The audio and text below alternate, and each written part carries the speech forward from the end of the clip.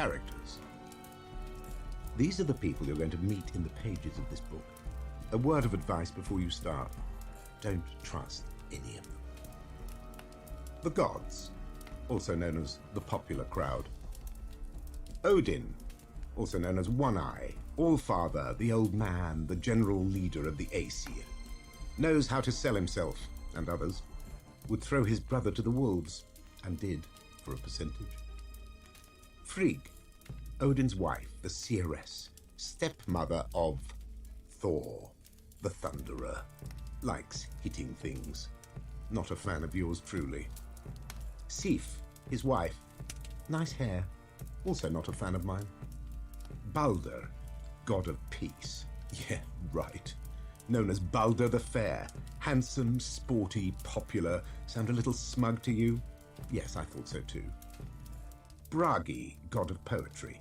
2 words: expect lutes. Idun, wife of Bragi, likes fruit. Freya, goddess of desire. Vain, petty, and manipulative. Will sleep with practically anyone as long as jewelry is involved. Frey, the Reaper, twin brother of the above. Not a bad guy, but a fool for blondes. Mani, the moon, drives a cool car. Sol, the sun, drives a hot car. Sigyn, handmaid of Freya, adoring wife, possibly the most annoying woman in the whole of the 9 worlds.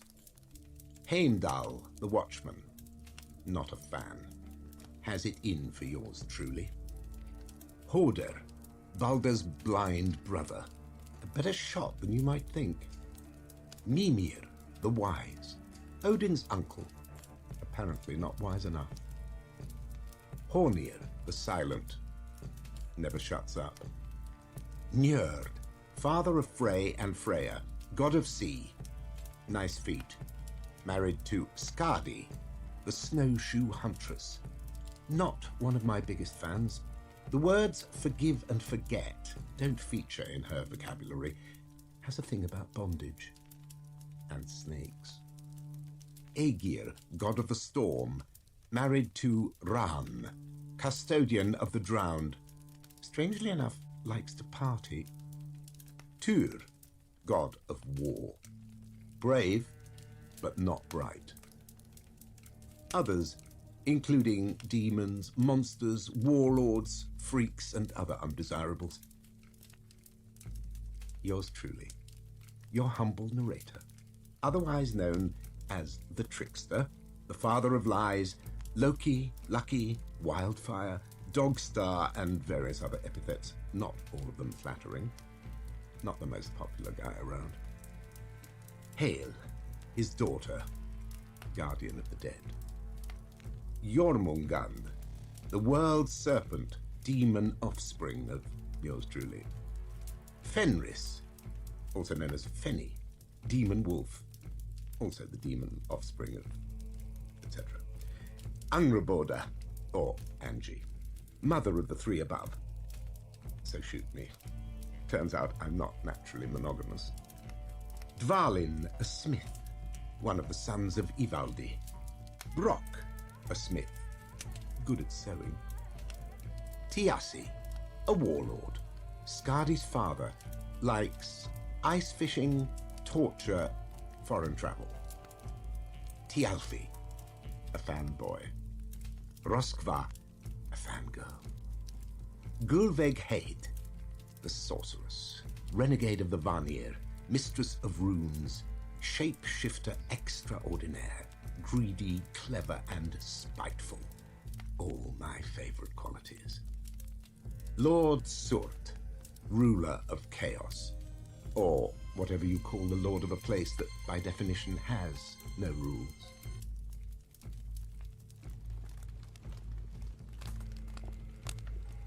That was a little bit from The Gospel of Loki by Joanne Harris, and that's a fantastic book. Highly recommended. What's shaking you off? You're lurking, you're kicking it, you're rolling in here an hour later to the shield wall. Welcome. And thanks for tuning in.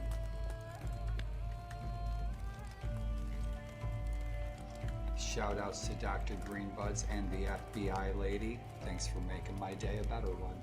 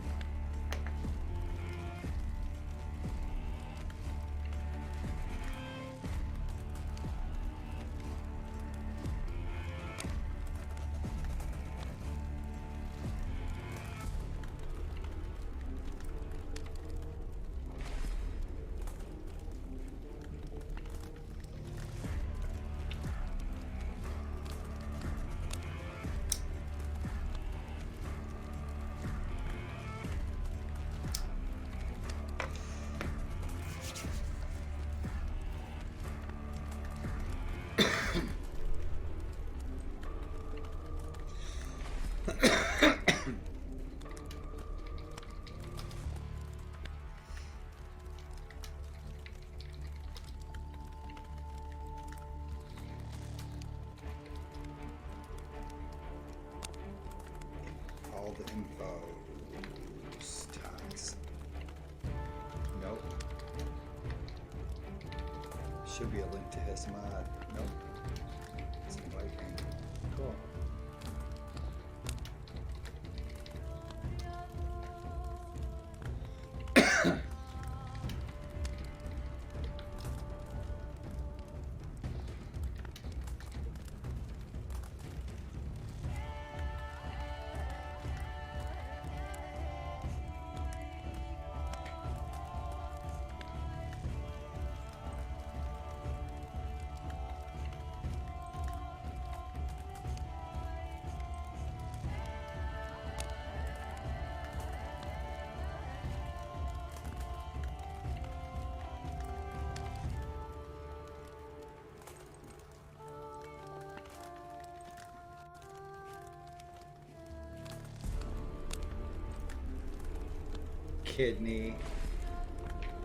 Kidney, what's shaking, buddy?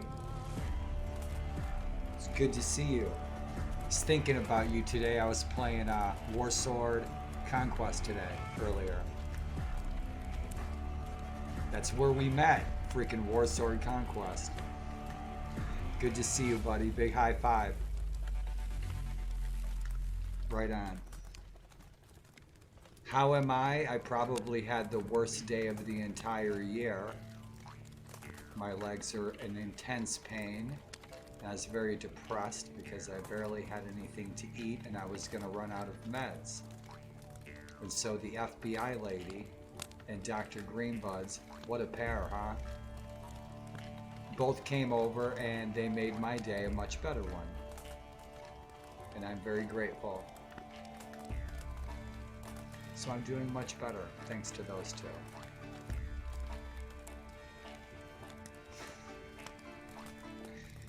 Oh man, I need to turn that light off, dude. I'll be right back. I'll try not to fall. I'm gonna get in my chair. My chair's right here. I'll be right back. This light's on. I want to turn it off. It's too bright.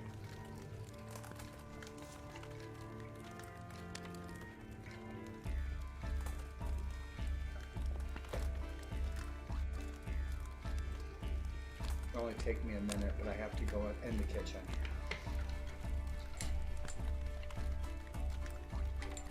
All right. Oh man, I tell you what. I get in the wheelchair, I feel a lot better because I can be more freaking mobile. I'll be right back. Shit.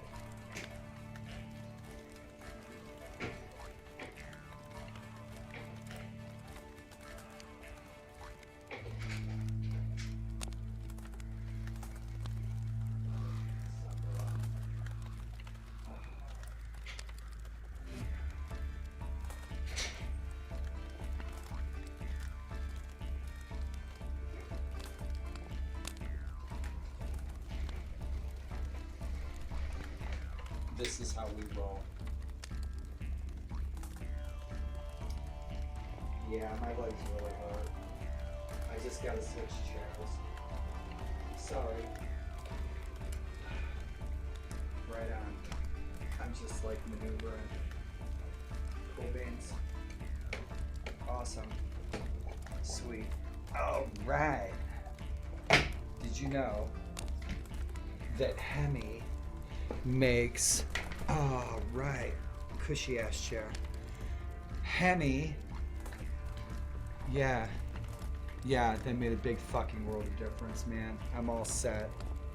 My basic needs are met. Had some company, companionship, people who give a shit.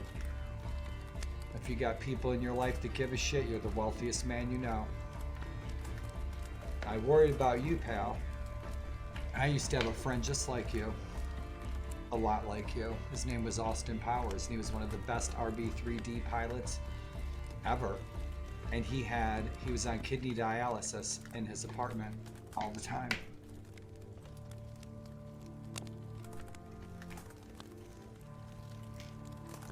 He had kidney issues like yours, just like yours.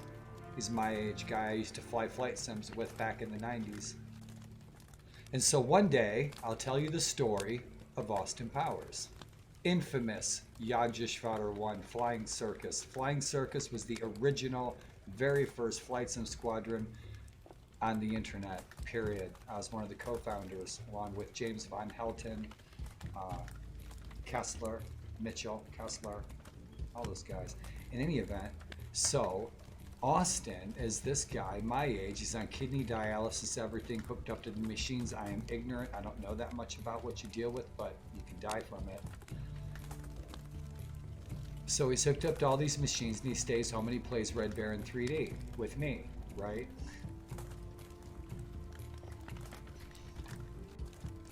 And so we're hanging out. We get to know each other for years, just like I'm getting to know you through video games and multiplayer gaming, right? This is like 25 years ago.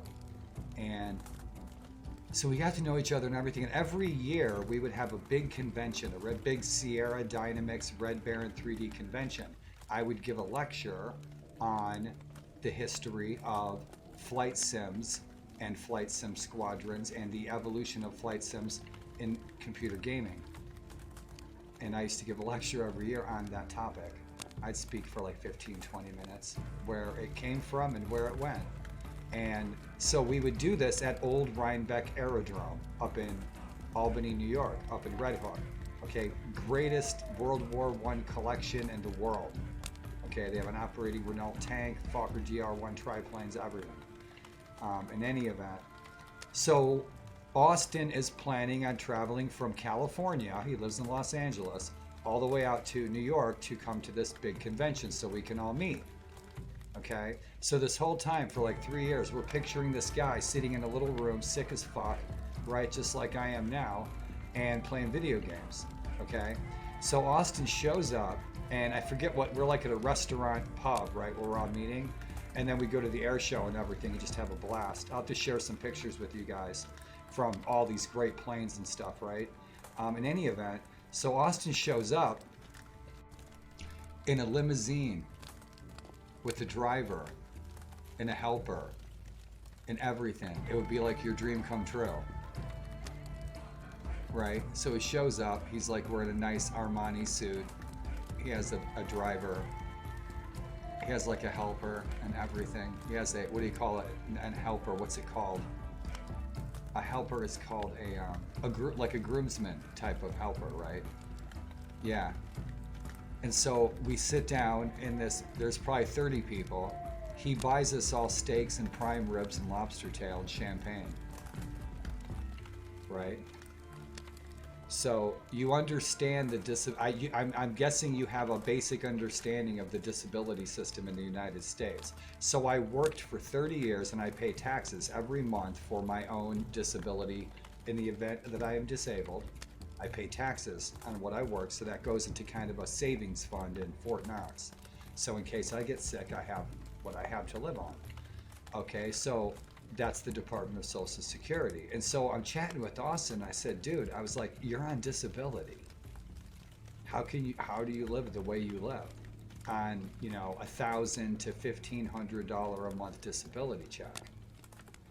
And so he tells me this story. He says that the Department of Social Security has a program for first-time home buyers who are disabled. Okay, so they will loan you the money to purchase property. And forgive me if I've told you this before. This Department of Social Security will help disabled people purchase property or a home, and they will loan you the money with no money down and no interest. The money, your payments come directly out of your disability check every month. Okay, so he took advantage of this program and he bought an apartment building, and he lives in one of the apartments, and his wife is a real estate agent apparently, and so they collect the rents on the apartments of the building that he bought. So he bought a small building, it's like 6 apartments, they live in one of the apartments, and then he collects rents from the apartments. He bought the apartment building in Beverly Hills. So now he has a limo.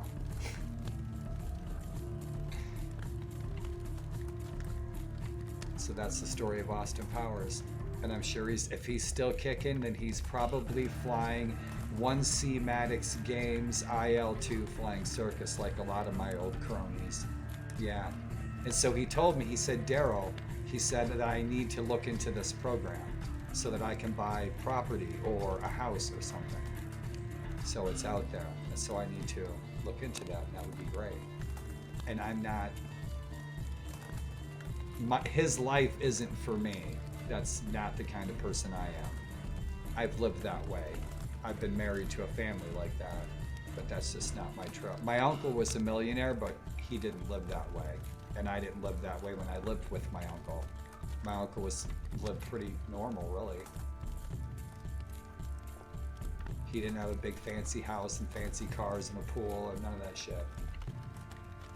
He grew weed and he had a freaking hot tub and a big TV. That's what he bought. And a lot of weed. My uncle spent $12 million mostly on pot. $12 million over 30 years, 40 years.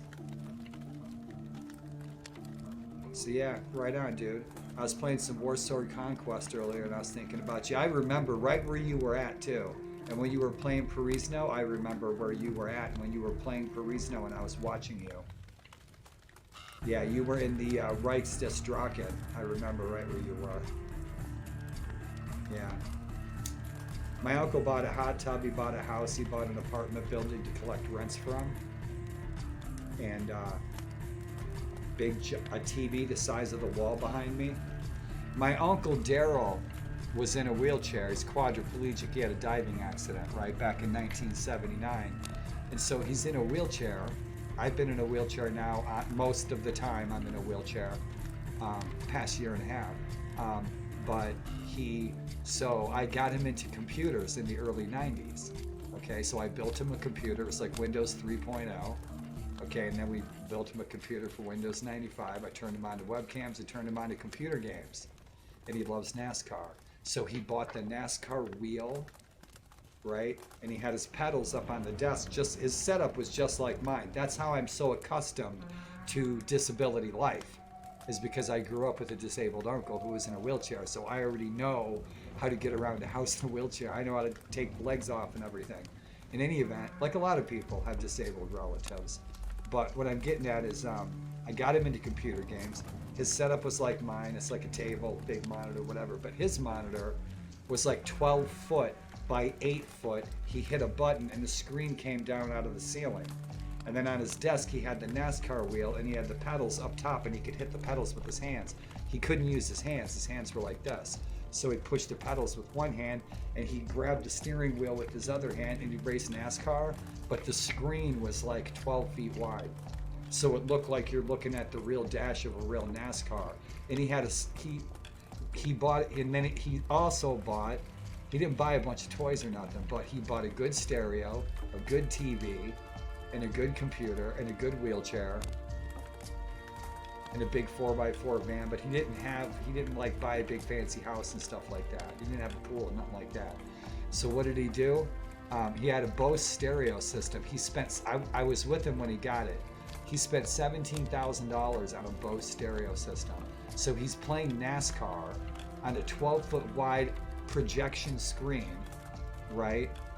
With a Bose stereo system, dude. You were in NASCAR. You're in the car. You could freaking hear it. It's like, it was nuts. I loved it. That was nice. It was like you're in the car. It was like, holy shit. The whole house is rumbling. All right, that's a good time.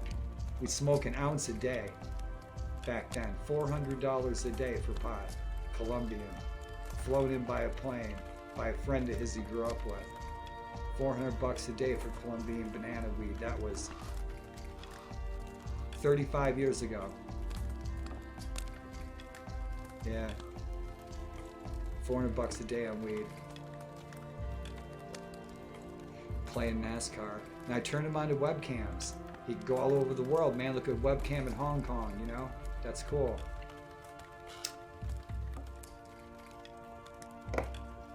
And Kidney, thanks for rolling in and chatting, dude. Thanks for helping turn my frown upside down. I've had some, dude, imagine if I'm sitting next to you, we're chilling, we're talking, and all of a sudden I stick you with a Swiss Army knife right in the leg. And that's what's been going on today. Tomorrow, hopefully it goes away. And it's just my brain fucking with me. That's it. It's MS. There's no piranhas eating my leg. There's no cancer in my leg. It's my brain fucking sending messed up signals to my legs. But is there anything really happening to my legs, like to the muscles? Probably not. But it's my brain saying, oh, it's an intense pain. Or as we say in the MS club, MS, it's all in our heads. It most certainly is. So, dude, there was something that you were playing that I wanted to watch you play. There was something that you were going to be playing that I wanted to watch you play. I wanted to hang out with you and I missed it. And I missed it.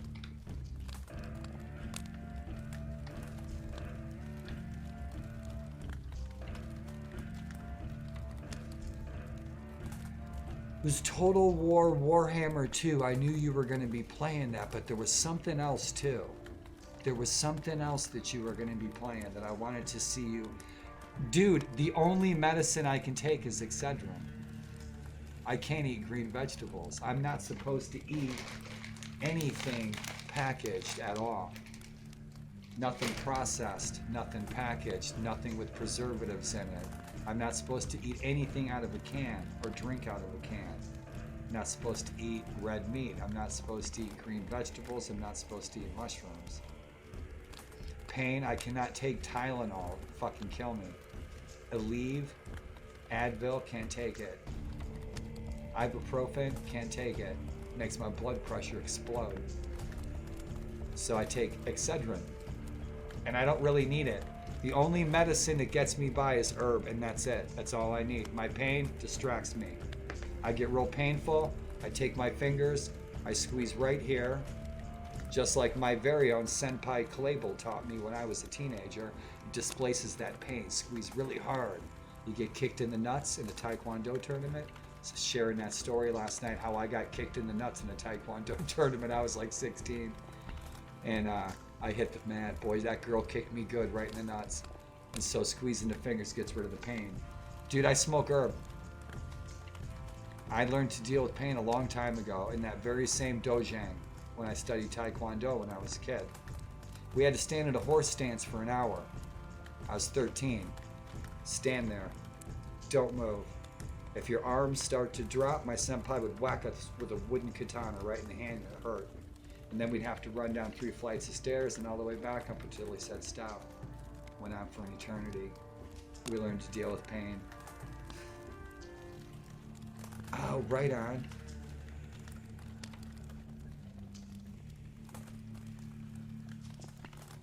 Oh, hey man, when you're taking a leak, turn your mic off.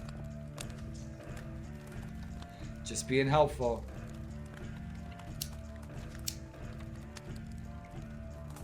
I know, you're watering the plants, the big purple ones. Alright, so we're going to play The Sims tonight. We're going to check our pot farm. The only thing I do for all my symptoms, pain, I don't do shit for pain. I deal with it. You know? Yeah. I never will. Thanks for the laugh, dude. Right on. Nobody can stop me. Oh, you're the best. You're hilarious. No shit.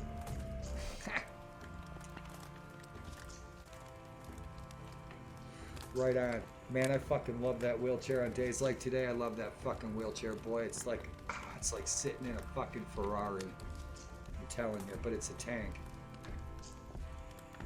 My wheelchair, you know, it's used. My buddy gave it to me, but boy, it's like, I don't know. Boy, it's just liberating. It's liberating. It's my freedom chariot. You know what I mean? So rock and roll. Shit. Toxale is supposed to be coming out with more, an update for his mod soon. I was going to post on Discord.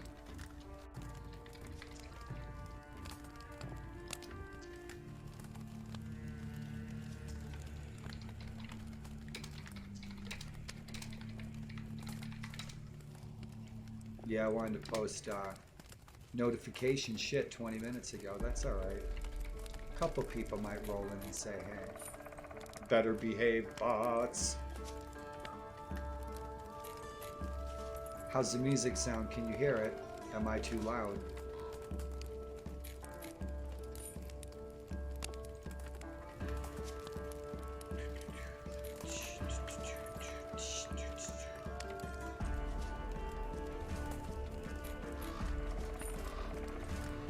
Rock and roll, let's go to Valhalla.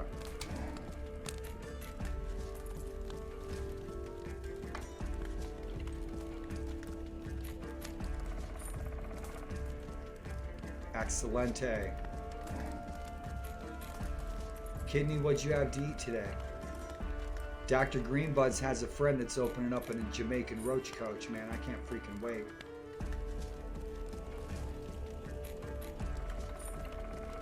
So who's kicking it? Junkyard Dan's playing Darkest Dungeon.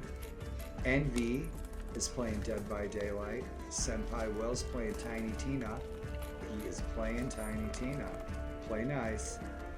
Tito's playing Grand Theft Auto. Rock and roll.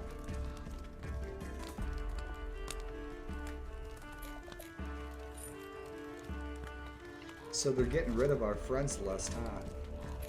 What a bummer. We're not going to be able to see we're not going to be able to see what streams our friends are in. That sucks.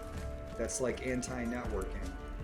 Yeah, Twitch is taking away the friends list, so I can't see my online friends. Somebody's going to develop an app so we can see our online friends. Because if you're in a stream watching a stream, I might want to come join you on that stream. you know, because birds of a feather flock together. And so that's anti-public is what that is. Eggs on toast, right on. Oh yeah, that sounds delicious. Hell yeah. That sounds real good.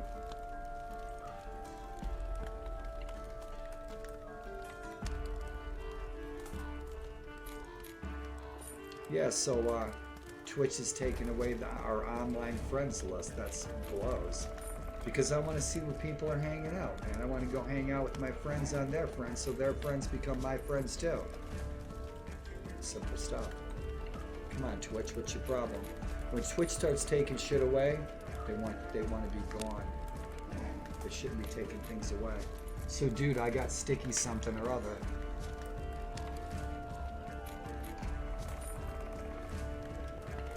Oh my fucking legs. Yep, grape cake is good shit. And boy, it's sticky. It's got red freaking leaves in it. Right on. I'm gonna get a fucking Evar the Boneless Chariot, man. You watch. I'm gonna go through town screaming my head off and shit. I am back. Yeah, dude, because if you're hanging out on a stream, you're likely hanging out on a stream that I would like. Because we share a common interest. So that would help everyone network. You know, become friends of friends of friends of friends and friends and friends and build a great big giant Twitch community. Why would you take that away? Silly.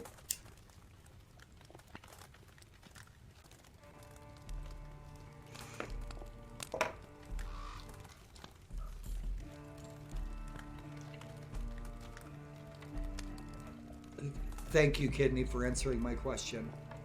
My audio levels, it's hard for me to tell. So when I was about 5 years old, my mother took me to the Easter Seal Center because I'm hearing impaired, right?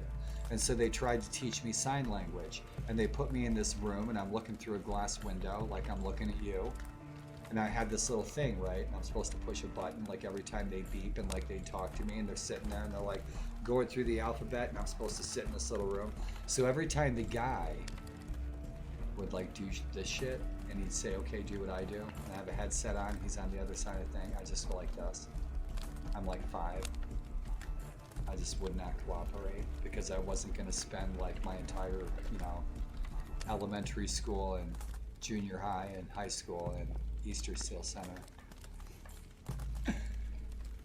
I think that's the first time I've ever flipped off a cam. Thank you, Kidney. Right on. I just, you know, I like it because like Ryko goes in his friends and Junkyard Dan and you and like Master Roll maybe. You know, the different types of cool streams that you guys check out are usually things that I would be interested in. Or, even better, turn me on to something new. So now it's going to be kind of like, you know, hey, where are you at? You know, it's like we can't join our friends. I don't know, maybe, yeah, we're not going to know where anybody's at. That's kind of lame. So somebody will bank off that. With every problem, there's an opportunity and a solution. And so somebody will create an app for your phone where you can see all your online friends and see where they're streaming and go right to their stream right from your phone. And so Twitch is going to lose out on that. They just piss that away. Unless they're the ones creating the app that they want to sell, so they're taking away the feature so they can sell you the feature through a dummy corporation. Right? Like Steam, you know, when Steam hacks itself so that it can bypass its own legal jargon to gain access to your private information for its own marketing purposes, why wouldn't they hack themselves? They agreed that they would not give out your private information. Now they see how much that information is worth. They hack themselves, they use the information, they bank all your information. Their entire trip is just to get you all there. And you pay them $5 to give them your information on top of it. Man, oldest scam in the freaking world. They could have learned a lot from the gypsies. Right on. You've never done it before. Well, I don't know how he trims, but I bonsai plants. I am a master trimmer of everything. I am damn good at pruning. My pruning has been on the Travel Channel. I trimmed at the White House. And dude, you're gonna have a good time. Plants, being around plants is good vibes. Play nice music. Plants like reggae and classical. Don't play metal. They'll give off a bad vibe. They really will. I've seen it. In a lab in Virginia Tech. Dude, this is sticky. It should be. Yeah. So you get high in your fingers from the oil. If you're there for hours, you also be inhaling it. And plants like to be touched. And a lot of people don't get enough under the surfaces of leaves and most plants. Yep.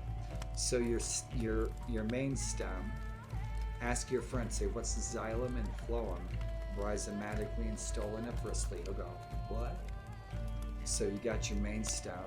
I love telling people that. So when somebody asks you what the name of a plant is, okay, you text them back, but you text them back the name of the plant.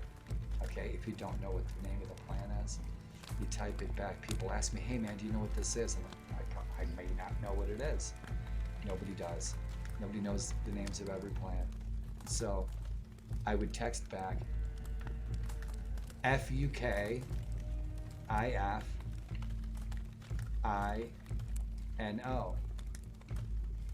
And so my friend's like Googling this and Googling this, trying to find this plant, can't find it. And so she texts me back and she's like, I can't find this plant or anything. I said, say the name really slow. Say the name really slow. And then she's like, oh, Daryl, damn it. And it's fuck if I know. Fuck if I know. It's a fuck if I know. And she's like, it's a what? Fuck if I know. What is that? Is that like Greek? Fuck if I know. Right? Every time. And so I'll tell my friends, it's like, okay, in the winter time, I want you to put plant bulbs in your lamps. In the winter time, I want you to put plant bulbs in your lamps. And one of the smartest people I know, okay, this girl's, she's up there with Einstein, right? She says, does that make the bulbs germinate faster? Because she's always known me as a gardener. And I was like, what? And she goes, if you put plant bulbs in the lamps, she's like, does like the electricity, does it make that? She thinks I'm talking about tulip bulbs. I'm not. I'm talking about light bulbs, plant bulbs. They give off vitamin D.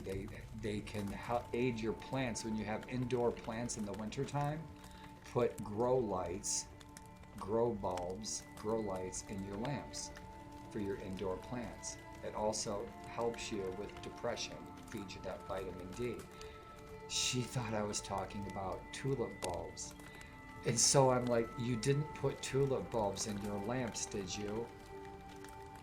And she goes, well, no, not yet. It sounded really weird. I just wanted to double check with you. I was like, are you sure you have 2 master's degrees?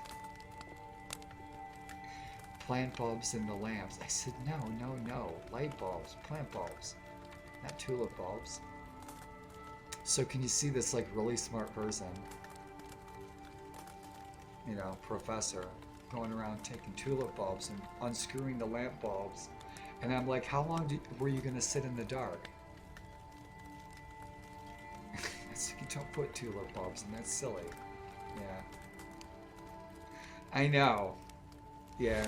Wonderful person, though. Known her my whole life. Yeah. It was just silly, some of the things. And so I was describing to her how southern warm season fescues and monocots grow. And I was explaining to her rhizomatic and stoloniferous growth. And she was like, I've never heard those 2 words before. It's just because it's what I do. Yeah. Nuts. I'll talk about plants all day, man. You'll have a good time. You'll learn a lot. Pay attention. Make sure your scissors are sharp. And sharpen them often. They dull quick, especially with the sticky sticks. Drying. Pruning for growth is the most important part of this pruning, period, because it dictates where those nutrients go. Your pruning dictates where your nutrients go. It's like being in a grocery store and you're the nutrient. In the grocery store, you know how the aisles will be blocked off? It's like they force you to go a certain way in the grocery store. That's what pruning is. You're channeling those nutrients to the parts of the plant that you want to promote. That's what pruning is.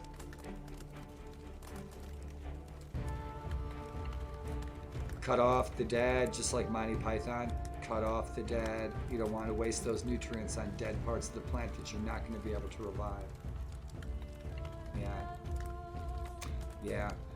Gardening's amazing, man. That's why I stuck with it as a career. I could have done anything I wanted. Could have went to Hollywood. I had job offers from Hanna-Barbera and Disney. Turned it down. Just happy with what I chose. Working outside in peace and nature. That's what I chose. That's what I did. Could have made a lot of money. I made okay money. We lived a good life. We had a good place.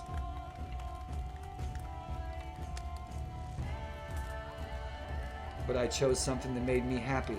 So I'm lucky that I found something that made me happy, and I chose happiness over a big paycheck.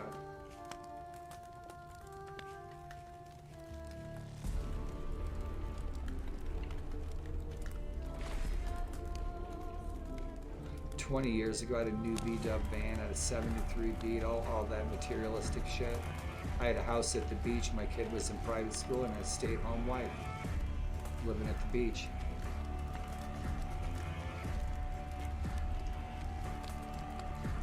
Dude, no, not till next week. It's on my list. It's on my list. No, I went to the store today. Dr. Greenbuds helped me go to the store. I fucking can't walk. My fucking legs are killing me. But I got my list. Right, so you guys mentioned something. I hope they still have them. FBI lady will pick me up. Days that I really can't get around. I really want to get out. I want to get out. You know, especially around brunch time. I really want, because I'm stuck in here all the time. And so I really want to get out to go to the market. Even though my legs hurt, I get on a scooter, right? Around brunch time, because that's when all the single widows are there. Just like me.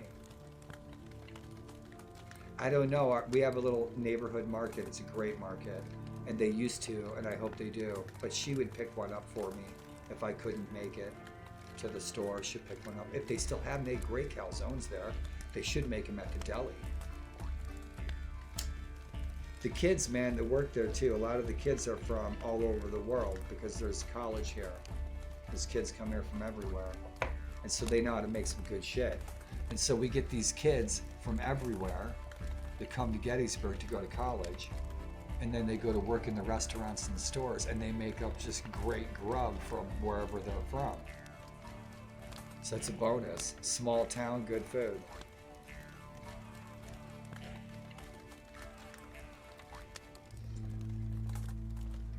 I'm just looking for that, a fellow African American like myself, widowed. She'll find me. That's right, you didn't know I was African American, did ya? I was born in South Africa.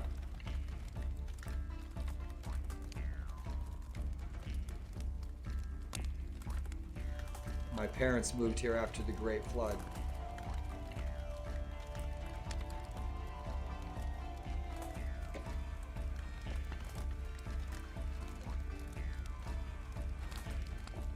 Yeah.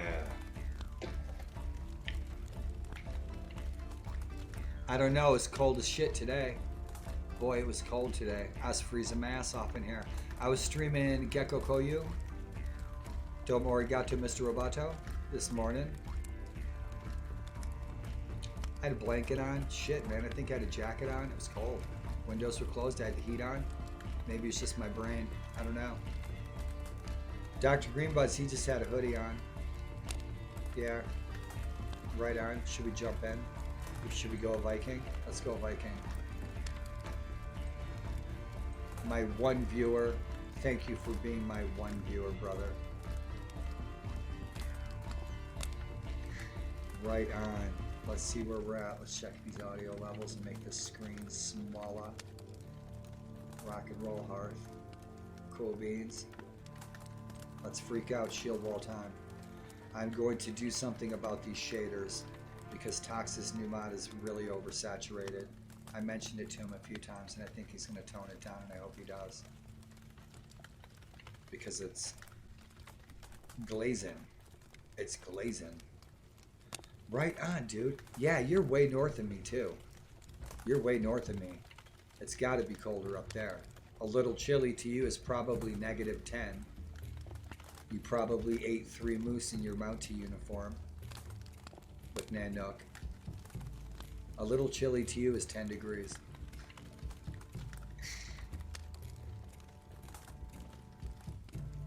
Yeah, it's been typical spring here, but it's been chilly.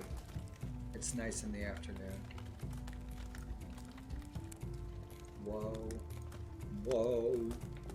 So where are we going? Where are we going? I have this other room too, for later on. Our tavern chat. So where are we going? We're going to Viking Conquest? I think so. Let's make sure all my shit's turned off in the background. And dude, thanks for kicking it, man. Let's turn all this junk off. Good deal. Looking good. Rock and roll. Plenty of memory, resources are rocking. Cool beans. Like snow, really? Snowfall? We had flurries like 2 weeks ago, I think. 2 weeks ago, we had flurries for like a day.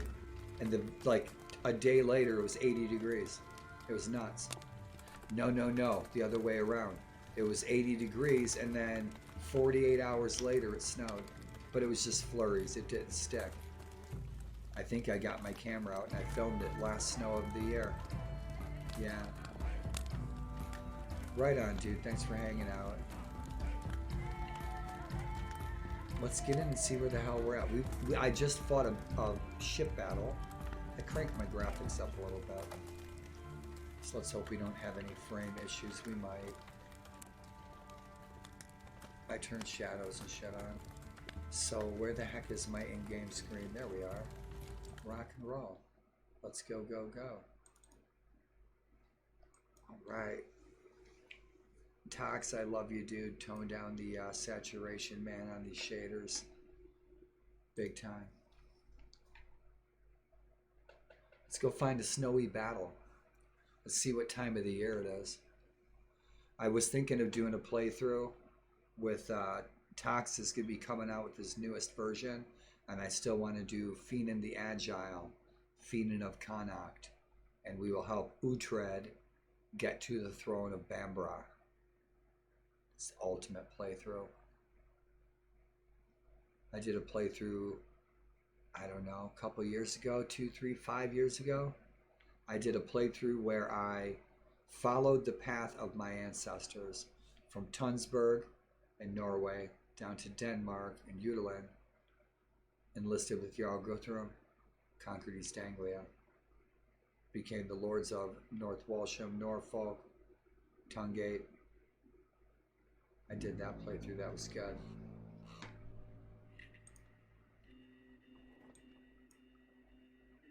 How we looking? See, this is even a little glaring. It's a little bright. Yeah, I got it 100%. I'm gonna have to kick that down to 90. This here, I'm gonna have to kick this down. Right there, where we got full, low, 2510, shaders. Yeah, I might have to kick these off.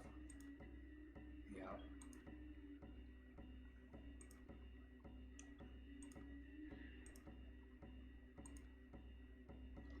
We'll be hitting day 1000.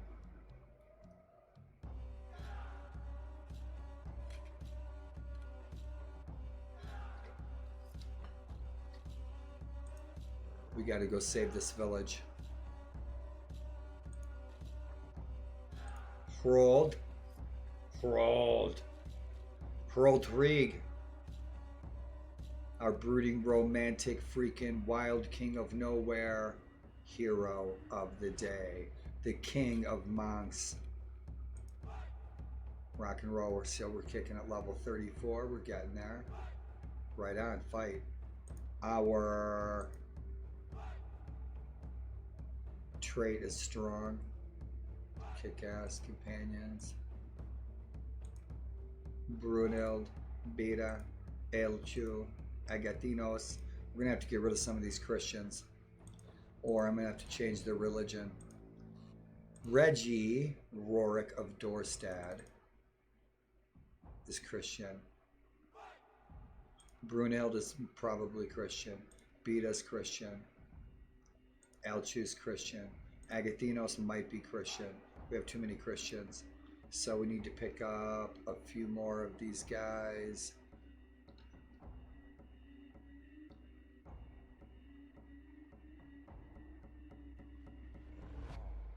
Helgi is definitely a pagan. Prince Helgi.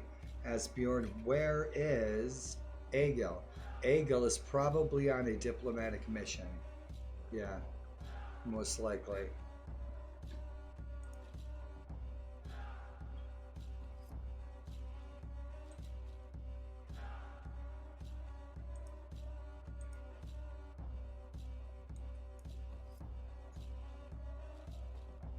Our goal is strong king. Good deal.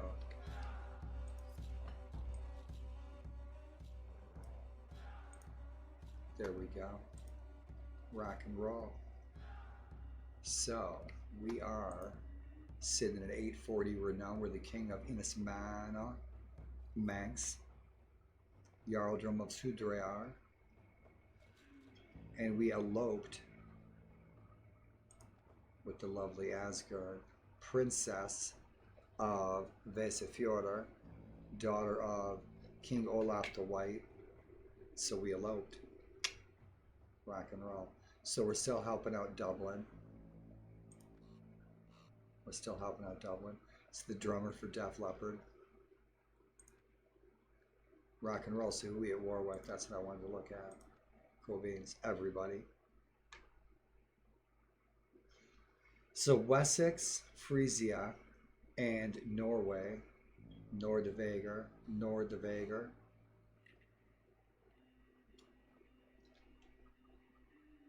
have sued for peace.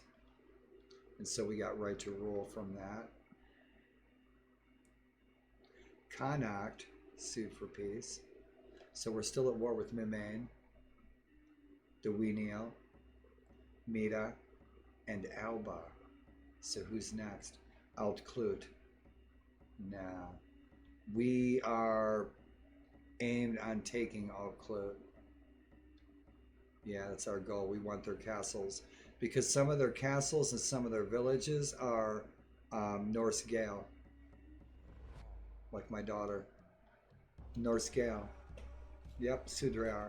And so we want those villages. We want those castles. We want to take them back. They are originally Norse and Dane. So that's what we'll do. I just want to see who we're at war with. Let's see where we're sitting with our army. Harold, Egil. So Egil is in the house. I missed him on the companion sheet. Reginald. Pardon me. Now I had a bunch of characters, a bunch of heroes that I wanted to dump off, and it looks like I did. It's a good deal.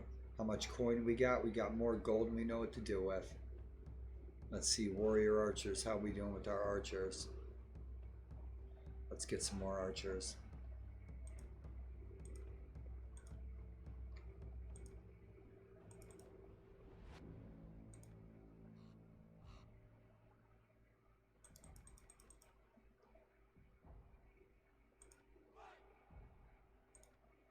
Companions. Veterans. Danish elite Barsakarna. Take that berserker. We're taking Norsemen. Yeah, we got a good crew.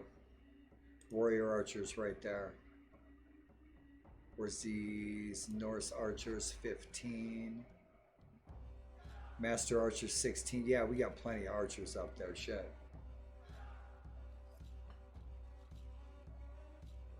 Rock and roll. I want those archers front and center. That'll work. Good deal. So what do we need to do? We got a bunch of prisoners. We were kicking around Alt Clute, giving these guys hell. Yeah, we want Dunbritain, probably as our capital city. So we have a couple of fortresses that we can take. The Danelaw is probably going to take Dunbritain before me. If we can take their lords out. Alt Clute took Dunavert. How recently? Let's go check it out. We need to go help this village. I almost forgot. Yeah, we need to go help this village from bandits. I don't want to fail this quest. We're buddies with these guys.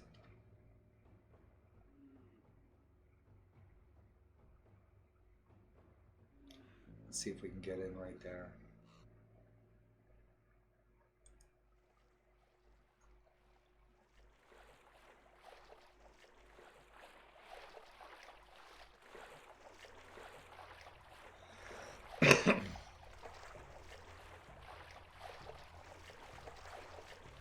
Oh, right on. You probably have.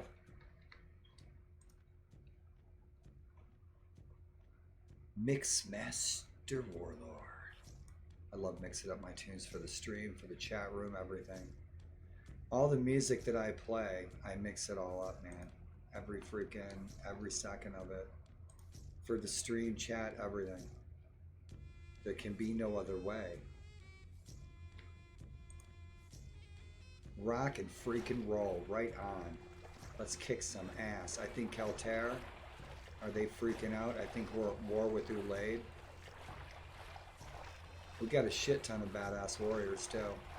I got a bunch of warriors. I need to dump them in a fief somewhere. I would take Arctic. Mumain wants to peace. Okay, Mumain, we do the peace. Right, we do the peace. We got that right to rule. Gain right to rule, rock and roll.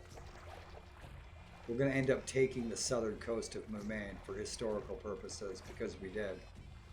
We're playing a real character from his. Ah, shit, man. I was on my way there. Damn. Damn it. We were on our way there, doggone it. So I'm not parking my ride in Dublin because they could just get a wild hair up their freaking nostrils and declare war on us. So I don't want to park my ships in their city. And we need to help out Dublin. We're trying to stay buddies with these guys. Let's go see how our relationship points are with Lexout. Oh,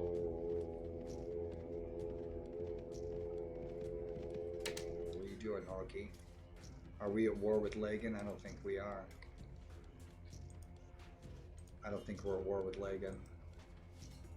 I don't think we are at war with Lagan. We just fought a tournament there at their capital city, but we're going to take Lagan. We are. Lagan's going to fall. Right on. Yeah, cool. Awesome. Right on.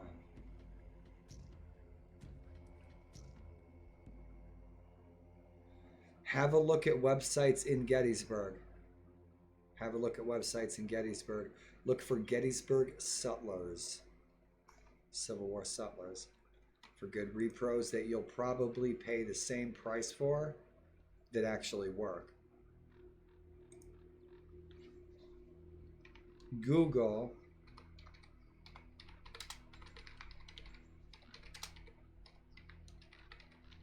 and just browse. Check it out.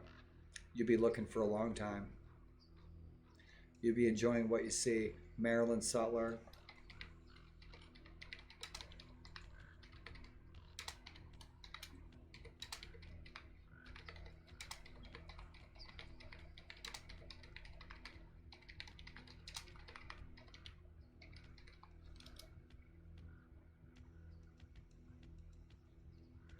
have a peek.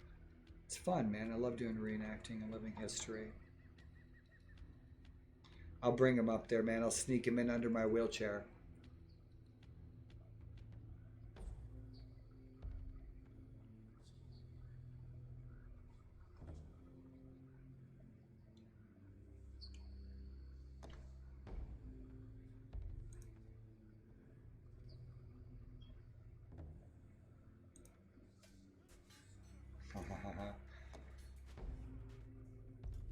So I was 5 years old and I was in a great big camper bus. I was 5 years old and my aunt was smuggling hashish into Canada. I never knew until I was in my 20s. We were just going on vacation. What better cover, what better front than a bunch of kids going on a vacation in Canada up to a lake with a bunch of boats. So she'd smuggle hashish in with a bunch of kids in her bus. So we can't help these guys out. Who are they fighting?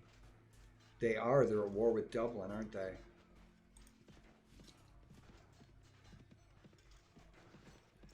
Now, if one of the lords attacks them, we'll help these lords. I want to see how our relationship is with Lexau. Shit. We still have a 93 with these guys. We got 93 buddy points with this village. So that little quest didn't even, oh, we got a war trophy. That little quest didn't even harm us. Our pony's not lamed, so that's good. We need to work on our bow skills. Yeah, we need to work on our bow skills. Right on, we got some good freaking Norse Lorica. What else we got? Where's the beef? We got some cheese. We don't have no cheese. Let's get some cheese. Do we have a cow? We did. We want a cow. So the cow will keep making us butter. That's what they do. Rock and roll. Do we have any wheat? We got plenty. Wheat. We don't have any barley. They don't have no barley. Let's scoot. I just wanted to make sure we're still friends with Lexau. So Lagan must be at war with Dublin because he just attacked that peasant. They're at war with Dublin. So we need to help Dublin in war.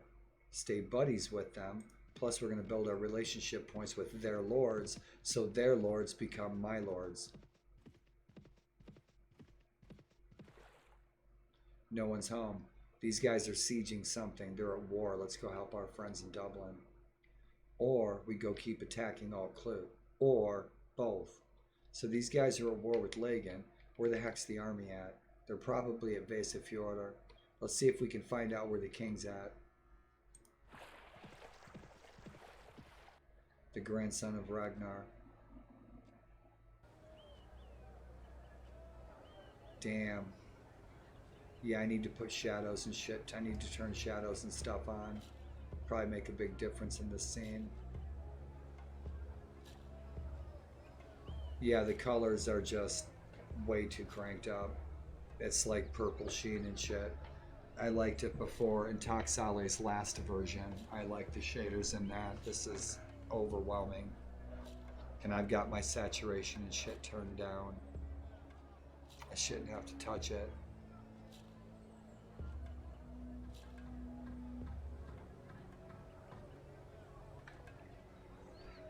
A hookah. The highest I've ever been was the first time I had. Yeah. I used to have these neighbors in DC when I lived in DC, like, yeah, 25 years ago. It was before my daughter was born. My daughter just turned 25. And these Pakistani neighbors, right? Really, really nice family. And they bring us great Paki food all the time. But the young high school kid, I gave him a talking to a few times about the difference between right and wrong, and he appreciated it. And he was going to Pakistan for a visit, right? And he came over and he asked me, he's like, you know, would you like me to bring you a souvenir from Pakistan while I'm there, right? And I said, yeah. I said, you know, but keep this between the two of us. You know, I wouldn't want his dad to get freaked out or anything. I was like, but you know, could you get me a hookah? Could you bring me back a hookah? He had no idea what a hookah was. And so I described it to him. And he says, oh, a hubbly bubbly. I said, a hubbly bubbly? He goes, yeah, we call that a hubbly bubbly. I said, but you've never heard of a, he did never has heard of a hookah, but he knew what a hubbly bubbly was.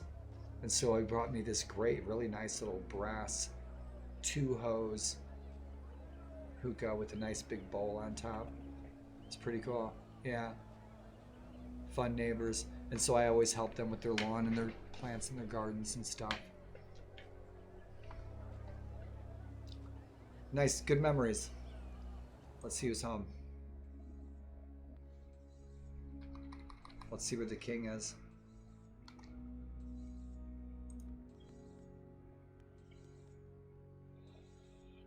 He's nearby. Liam Main.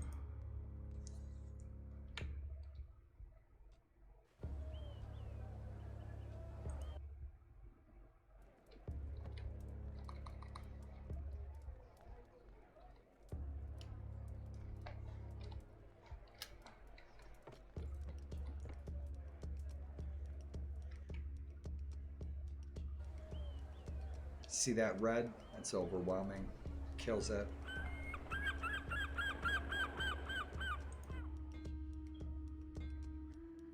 This looks good. Liam. No shit, so he's... Oh, they took Liam. They took that from Lagan. Yeah, they did. Let's get our boats. We're faster on our boats. We can cruise right up that river. We can jump onto shore. We can help out our allies. And, if need be, if we need to, jump back in that boat. I should have sold those prisoners in Dublin. Maybe we'll roll in there real quick. Knock that out. Let's go. Yeah, sitting by the dock of the bay. Watching our prisoners row away. Oh, Kingdom of Alba, you are in big trouble. I'm coming for you. You're in deep shit. Let's go. Let's go talk to the... Right on. Now this looks good. Now his face. Way too bright. Look at that. That's just way oversaturated. The lighting and everything's too much. I'm going to triple check my card. I'll hop out and check my NVIDIA when I take a break. Every other game I got looks fine. That shine is... It's too much, man. I mean, fuck. Yeah, I'm gonna have to swap around some assets before the next time I play this.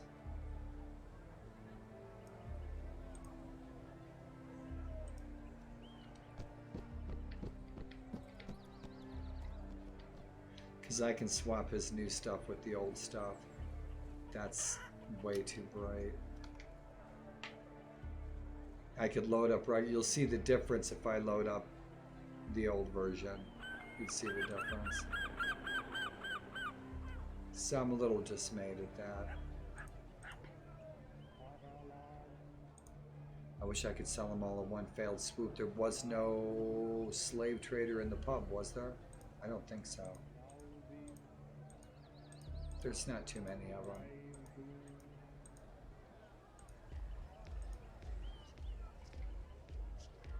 So that's that.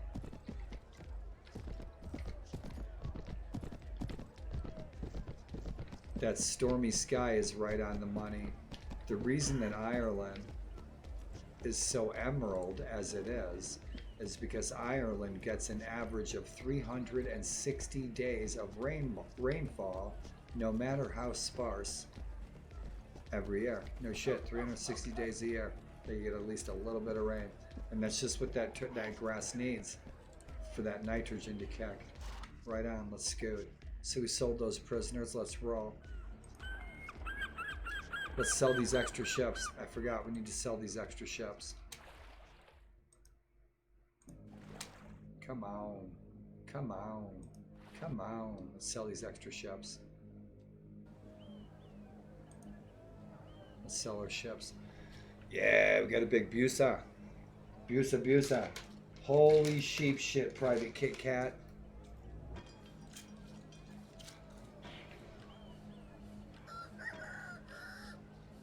Kidney, what is best in life? Kit Kat bar. Yeah, man.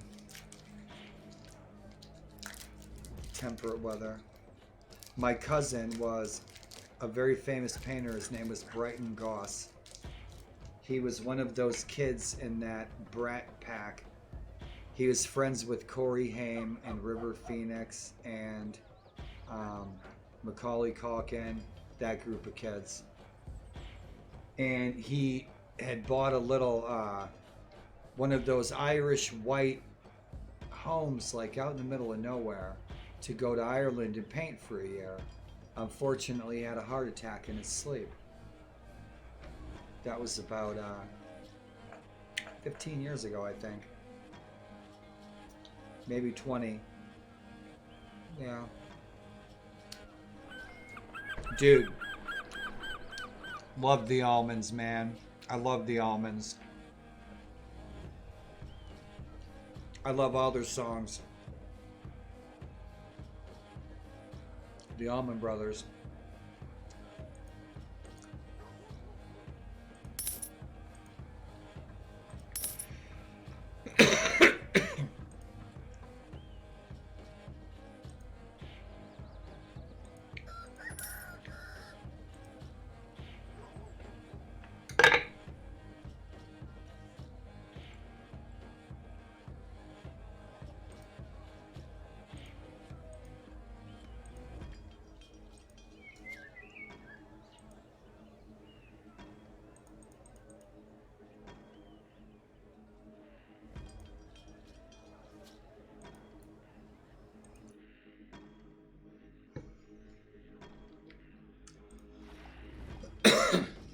They changed their minds.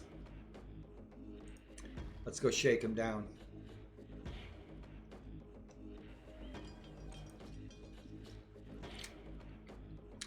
Oh yeah, that's some deliciousness right there. That's some deliciousness right there.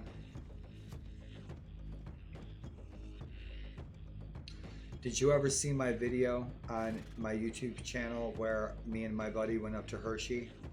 We were driving around, us picking up my daughter for the weekend, and she was with her boyfriend at Hershey, showing off what I did up there.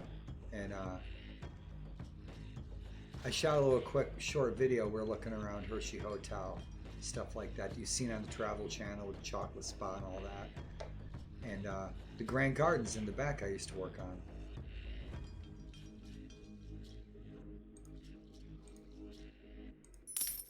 $3,000 coin. Easy money. Easy money. Easy money. We take your easy money.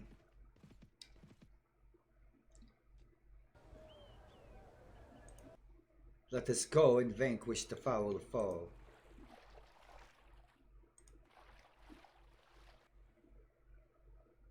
I shouldn't let this guy go at all. Bastard, he keeps raiding my damn villages. If he raids my villages again, I'm not letting him go at all. Who's up here? Helgi Kedelson. What are you doing? Ryko, what are you doing? Man, I used to make fun of my cousins all the time. I'd say Yump and Yimini and shit. They'd get so pissed off. What are you saying, Yump and Yimini? That's all you know. We don't say Yump and Yimini, Daryl. Oh, yes you do. You invented the Yump and Yimini. God, they get all burned up and shit back in the 80s. I was a teenager. Ah, so much fun. Right on, dude. Awesome. Ryko, good to see you, buddy. Dude, almonds, man. They're hard on the teeth at my age, but I sure love them. So let's go and see what's going on, man, with our friends over in Dublin. And Ryko, rock and roll. Yup, Yemeni. Ufta. Ufta. You guys know what Ufta is? Ufta is kind of like facepalm. Ufta is kind of like the unexpected. Ufta is kind of like when you forget to knock on wood. Ufta is like, oh man, that happened again. Ufta is kind of like, could you believe it? Ufta is kind of like, oh, not again. It's a lot of things. Ufta. That is your Norse language. That is your cornfield. Cornfield slooper. It's slooper Norse is what that is. Slooper Norse.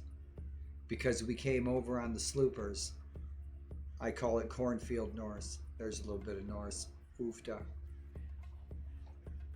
Do you guys remember Sisu? I told you. Oh, was he running from me? Nope. Let's go find the king.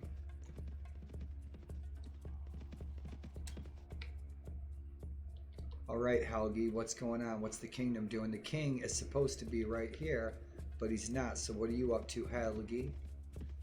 Helgi was a real person. Rold Rig, our hero, he was also a real person. Helgi has absolutely no problem with rolling right over Maystew, and he's only got 100 troops, and he just went right over the capital of Lagan. He could have got rubbed out. The freaking king of Lagan would kill him. So we're going to go see what our friends in Dublin are doing. Oh, man.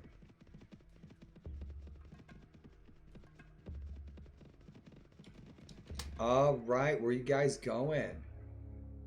Olaf the White, my father-in-law. He's usually my father-in-law.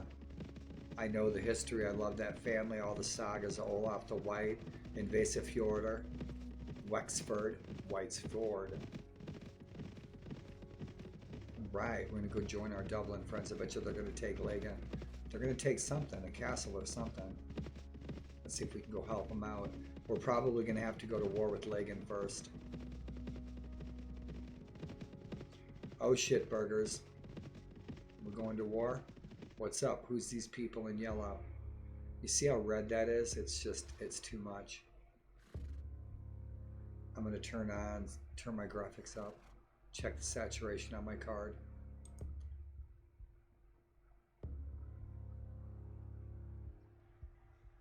Man, I get so much junk mail.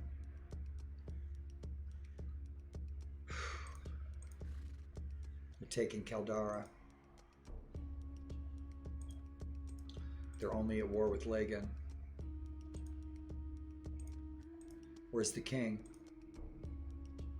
He's here. Good deal. So let's see if we can help out Dublin to do this siege. Fucking love a siege, damn it. You see that red hand? Did I tell you guys the story of the red hand? Do you guys remember the story of the red hand? I've shared it a lot of times. Yay or nay? Where'd that red hand come from? Why do we have that red hand? The two lords vying for the land, the Reds and the Whites, the Norse and the Danes.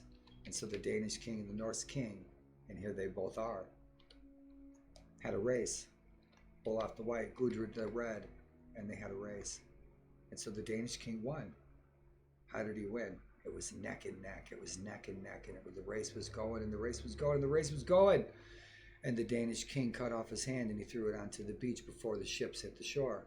He won the race. Got Dublin. Dublin.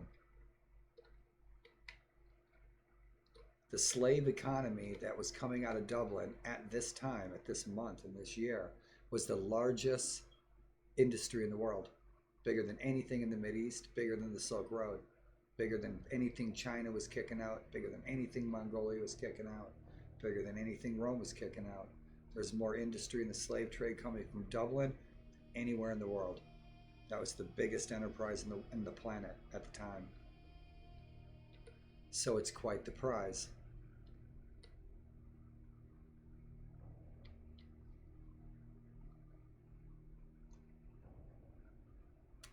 So, what are you guys doing? I think we're at war with you. Let's find out if we are at war with you. Ruhr, what are you doing? Oh, you were at war with me. Let's mix it up, kids. How many guys you got? Oh, shitburgers, you got 400 freaking troops. You're gonna spit me out. Shit. Hasta la vista, senors. Yeah, we'll stay away from Ulaid for a minute until their king is gone. Tunes are a little loud.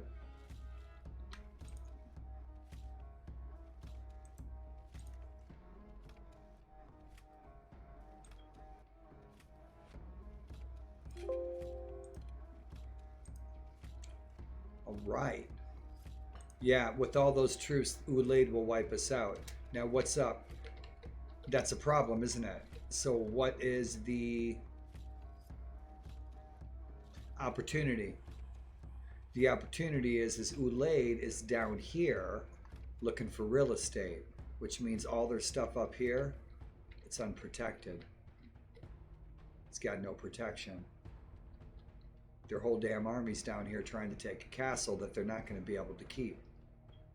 Their whole land is unprotected, and so look what already happened.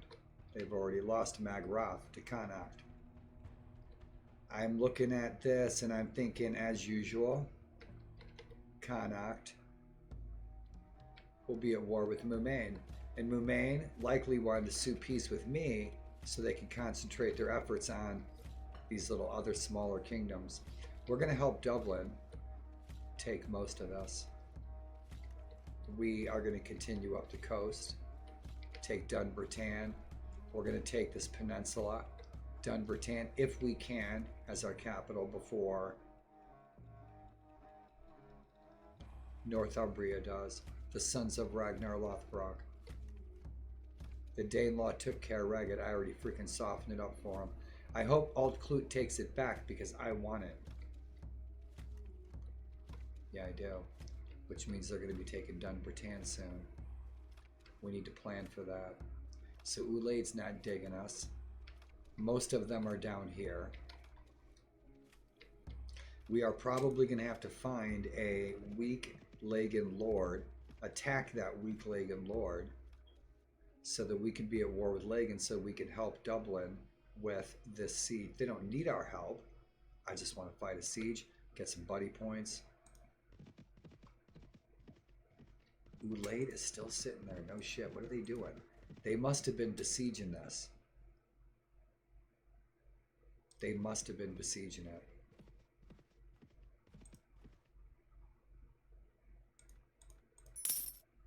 All right, we got a -1 with Lagan, so we should be able to help them with the siege.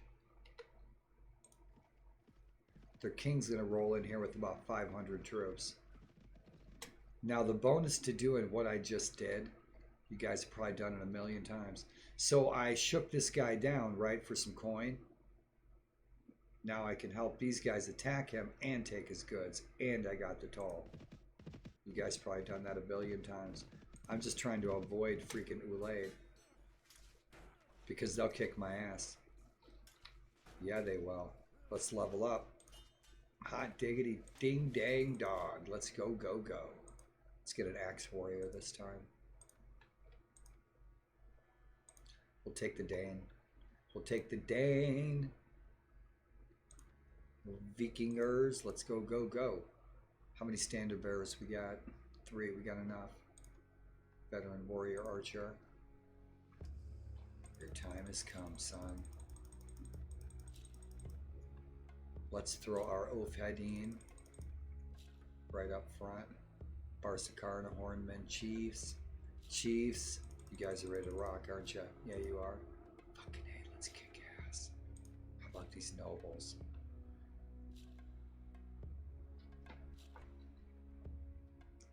Fuck, we're just going after a caravan.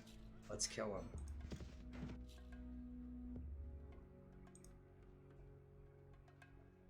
Just overrun them. Let's just see how things are looking. It's only a few troops, but I want to get the graphics loaded up and all that jazz.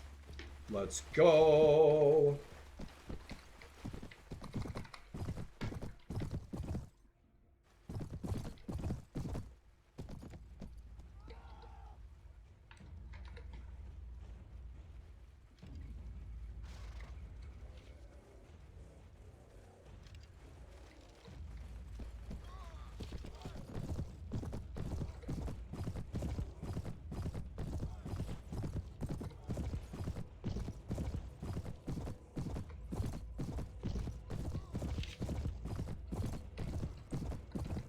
What's up, fuckos?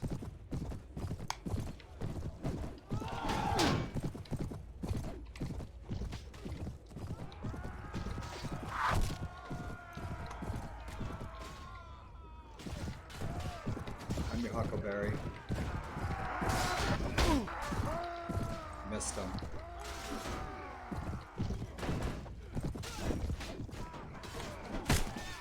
Oh, let's go. Let's go. Let's go, bitches.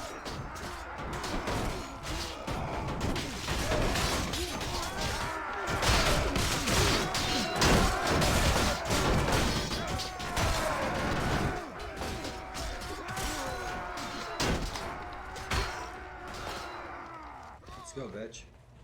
Where you going? Let's go. Oh.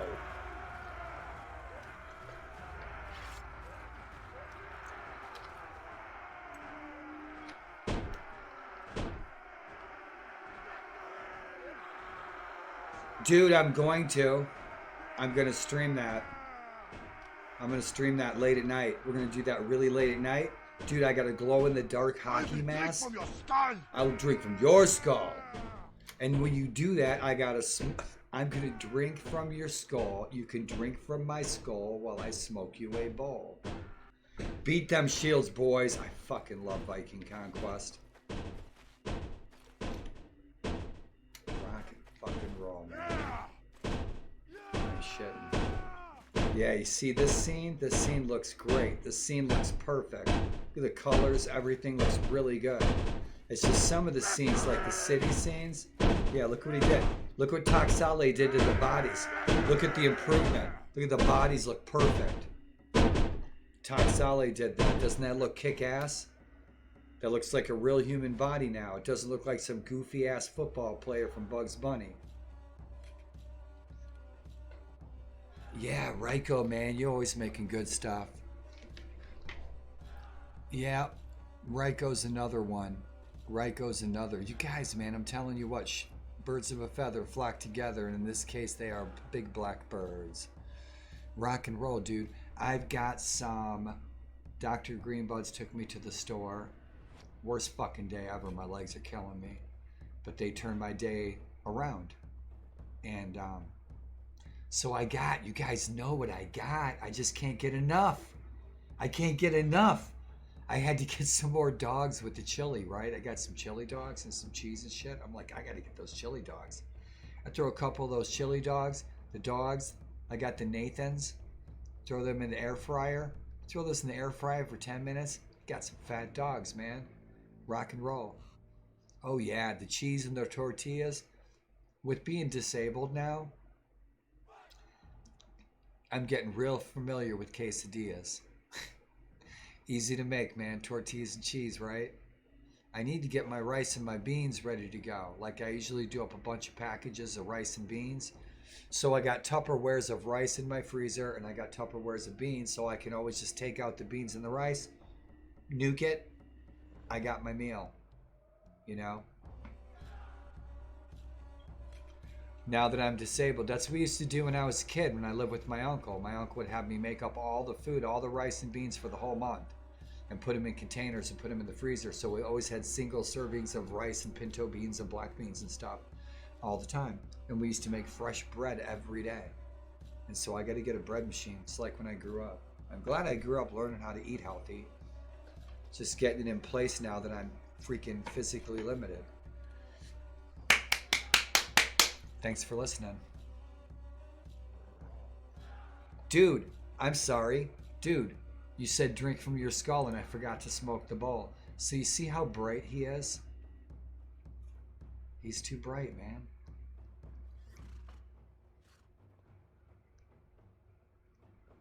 Tox knows. Tox is working on it. He's going to tone that down. There's been a few people mentioned it. Yeah, you know, we could do that. Did we put a filter on this sucker? We didn't put a filter. I could put a filter on this screen. It would look cool.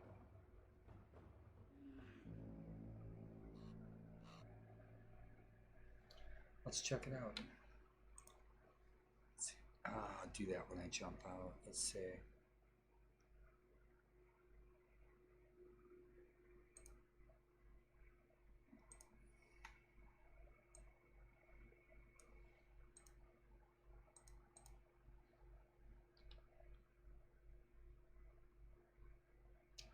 Full screen filter. I'm not sure which one that is. Let's check it out. Throw one of my full screen filters on there. It should actually look really freaking cool. Let me move you. down there. There we go. That might help a bit. Yeah, full screen filter. Goody goody gumdrops. You guys ever see Shirley Temple smoke a bong? She smokes that Indian peace pipe in that episode of Shirley Temple when she's got the Indians.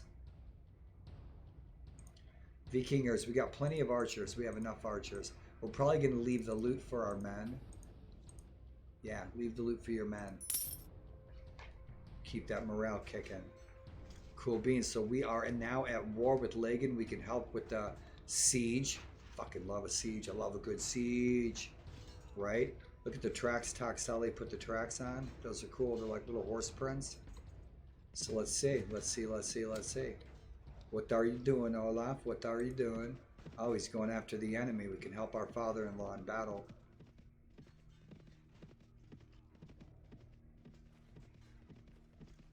He's after someone.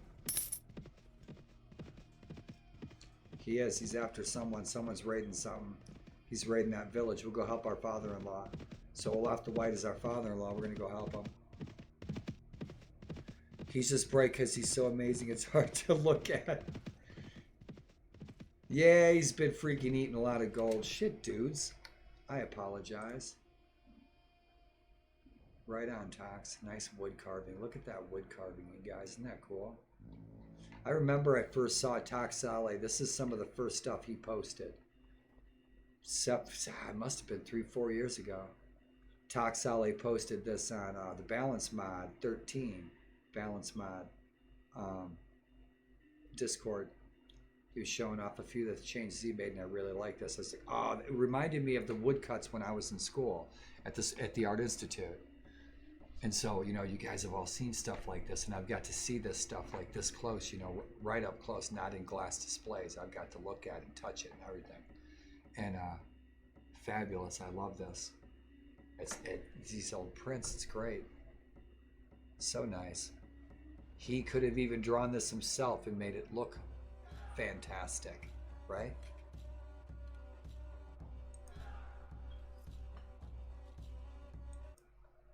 All right, you honkies. Hey, hey, hey. Where are we going? Where are we going? Yeah, there we are. Hey, hey.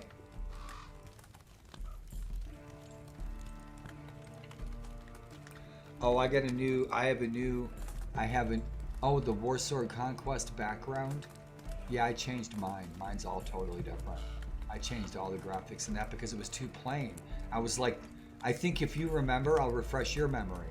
When I first played that, I think we did our very first look, first peek. I'd never seen it before. And I played it on Twitch.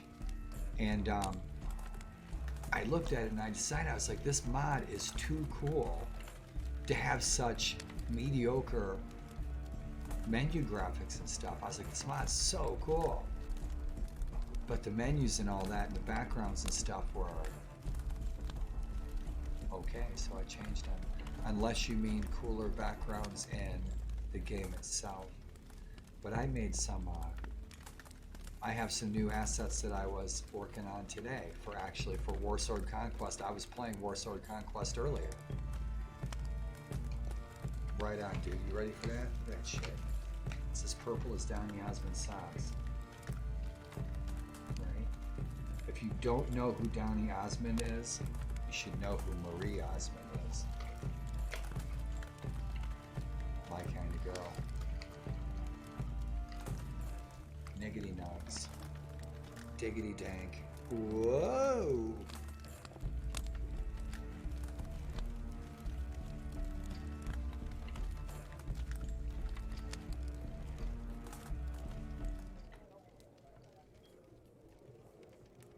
There you go. We have our other pub. Our other pub is open for business too.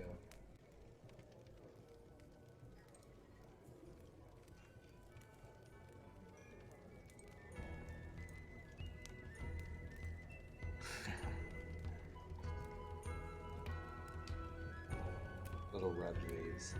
This is our chill pub. This is the end of the night pub. I'm not going to the end of the night. I'm not done streaming. I'll be on for a while, guys. Ryko, how's your day? You kidding me? I know how your day was. At least the day you convey. With the vibes you convey. Rock and roll. Man, I gotta clean this screen, I'm telling you.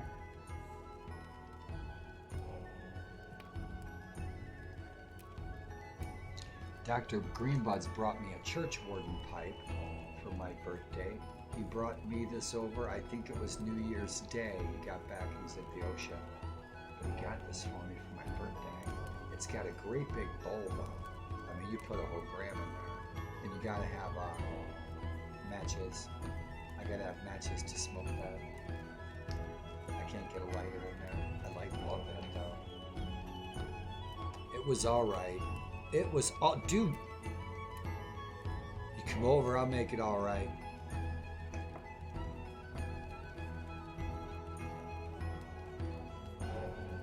So I gotta name all my Huskarls in the game after the moderators.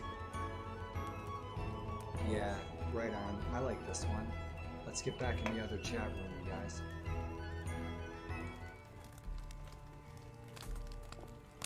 Rock and roll. Do I have a filter on my cam? Nope. Nope. Like this.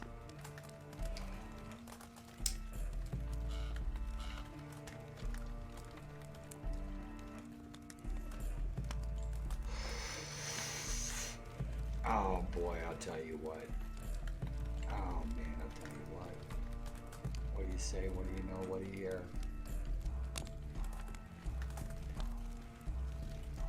Right on. Fiery one. Ryko. Ryko, the fiery one.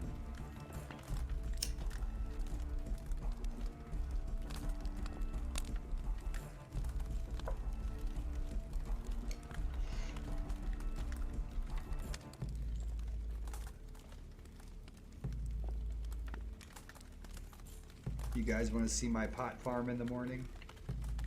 I don't know if you guys are going to be on in the morning, but if you want to see my pot farm in the morning, I can have coffee and show you my pot farm in the morning.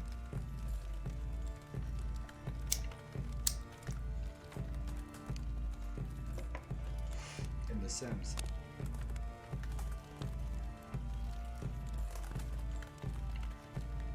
I play The Sims to pass the time.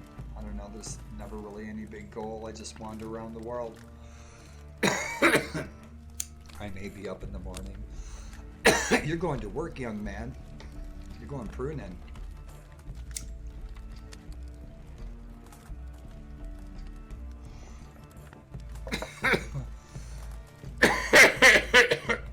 Ooh-wee.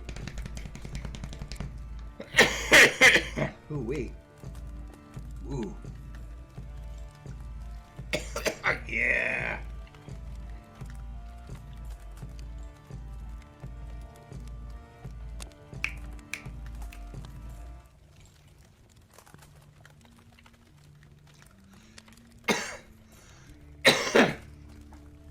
What's his name? Dennis.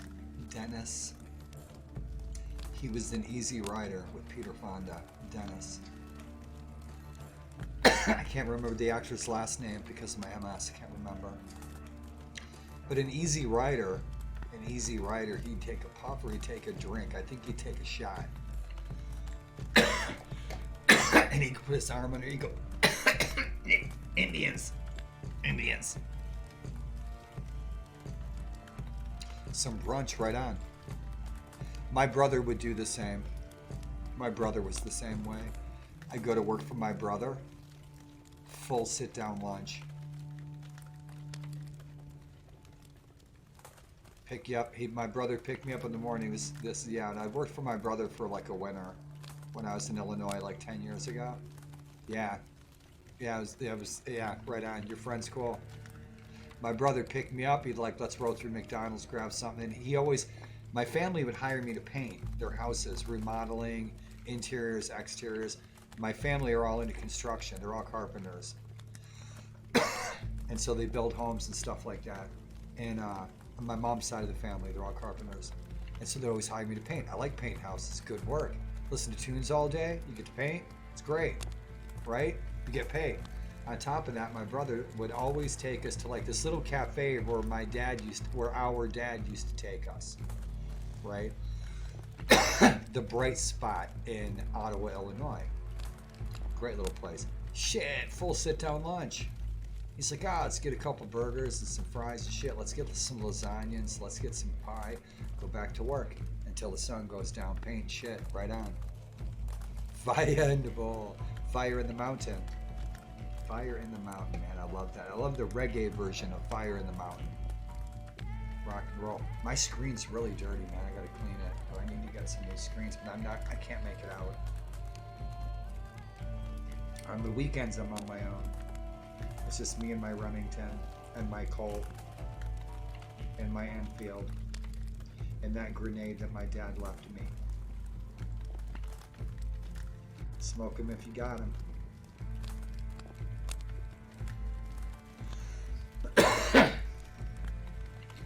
So getting out to get new screens wouldn't happen.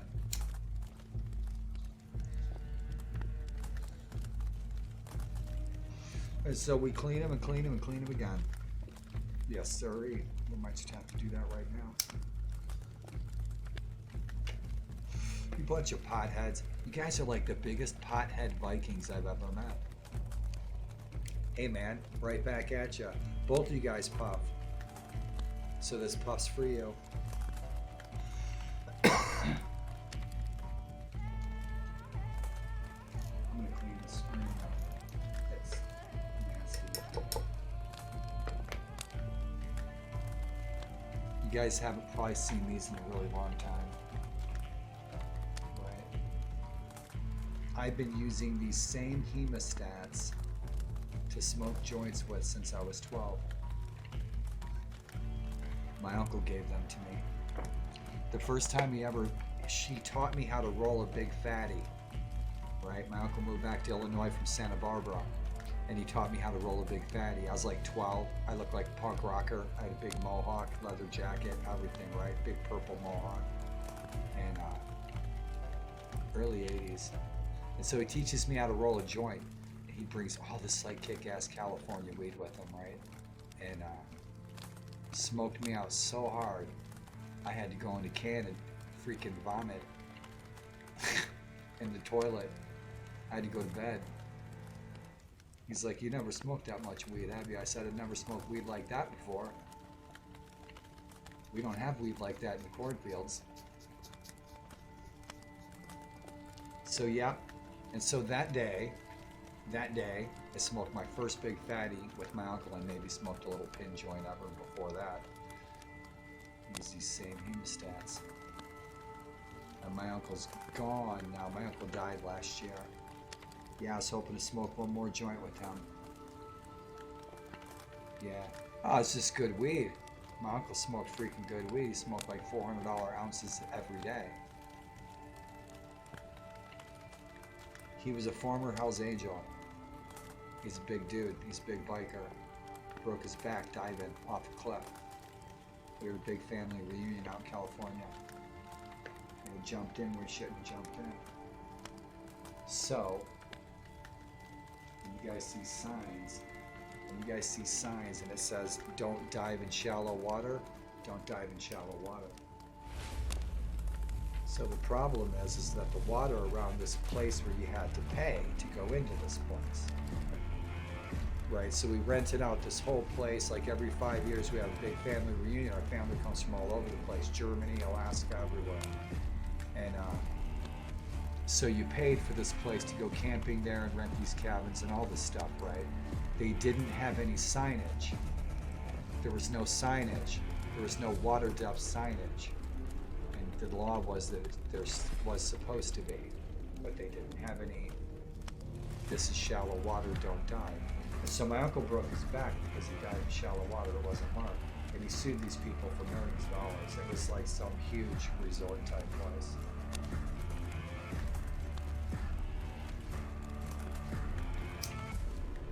And he smoked a lot of weed. What would you do if you're in a wheelchair for the rest of your life? You had a ton of money, buy a big TV, smoke a lot of pot. So his Harley riding days were over. And so that's who I was kicking it with when I was a kid.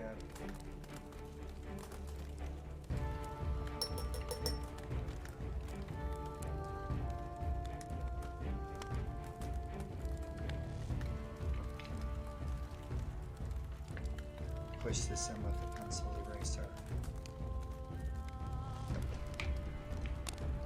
Grape cake. Flavor of the night is grape cake, baby. Right on. The eagle has landed. What I was going to show you is my pipe. I'm sorry it's not very clear. It's nice and dim in here, just like I like it. Right on, y'all. Clean screen. This puff's for you. Both you stoners. Right on, brother. Right on. Dude, that's where I'm at, you know. And so I'm kind of glad that for a couple of decades, being intimately acquainted with my uncle, being really good friends with my uncle, I learned a lot about how to survive as a disabled person in a wheelchair. You know what I mean? Even just the little things, it's important.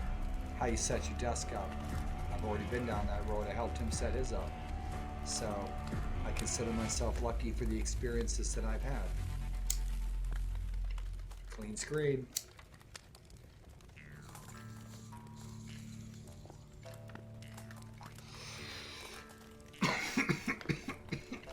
Ooh-wee.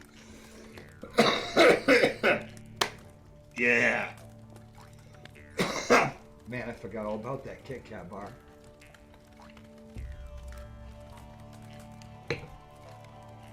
Yeah. Ooh-wee. Let's go, guys. Let's go fight something. Let's go kill the enemy. Ooh-wee.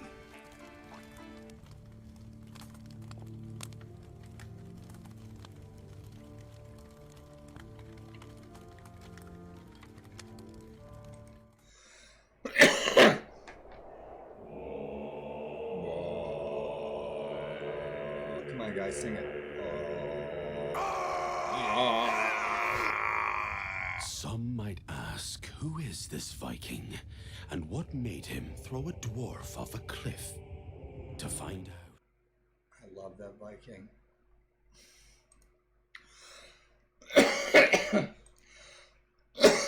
Pardon me.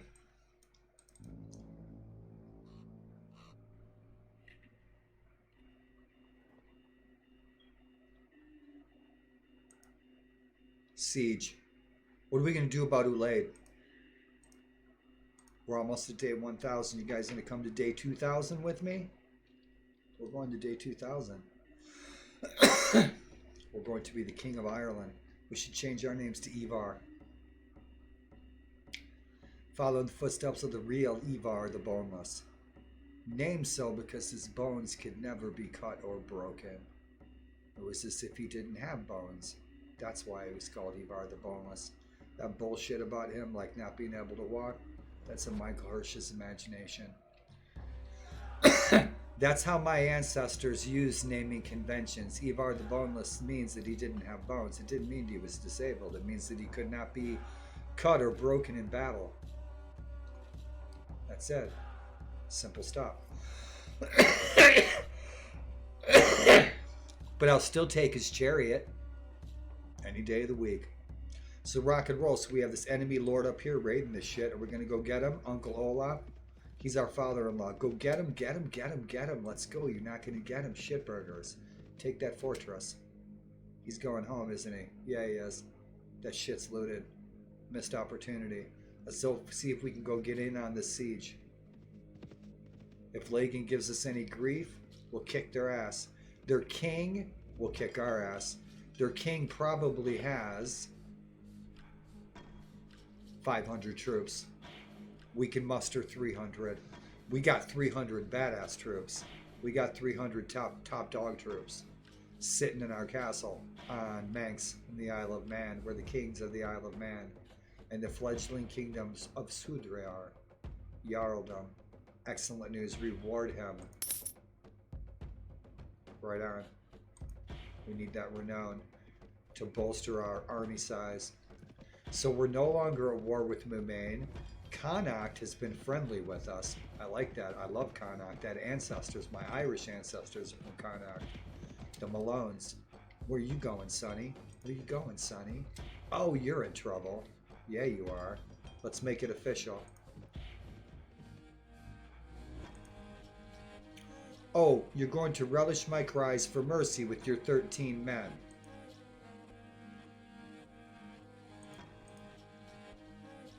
Duel. I love the duel. Oh, dudes, we got my ass kicked like 3 times in duels the last time we streamed. I don't usually lose duels. I win duels. I lose maybe 1 out of 5. Last time we streamed this, I got my ass kicked in 3 duels, man. It was tragic. I was like, holy shit. Damn. Oh, let's duel, you bastard. Let's go. Oh, yes. Let's survive. Oh, drink from your freaking skull, baby. What's up, vampire woman? Wish me luck. Wish me the luck of Hugin and Moonin. I'm gonna need that thought and that memory for every blow. Oh, this bastard wants to fight. Oh shit, we need to win one. Oh, you bastard. Let's go, you punk. Oh, and now he's got a spear. Let's go, you shit.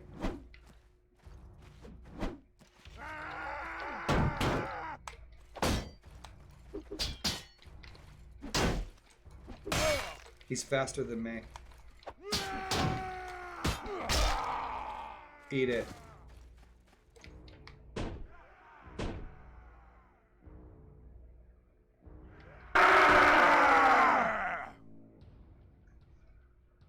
Last time I streamed, we got our ass kicked in 3 duels. I owe you guys 3 duels. Rock and roll. We will kick their ass. I usually win duels. I love the freaking duels, man. Throw down the hazel branches. Now what we'd really be doing, okay, is throw down hazel branches in a square, not a circle. A big square hazel branches. 2 men go in, 1 man comes out. You guys know the drill. Any man who steps out of the hazel branches is open game for all the other men watching. That's how we'd roll. That's how Taxale, you should change that. Make it legit. Hazel branches. And that's it. That's the last fight. You guys know when my last fight was? I ain't had it yet. We're about to have it. We're going to kick his ass. Let's kill him. He's a smart ass. What's his disposition? Resentful. Oh, pagan hater. You're gonna die. Him and his 13 men. We should just roll over him. Click through it.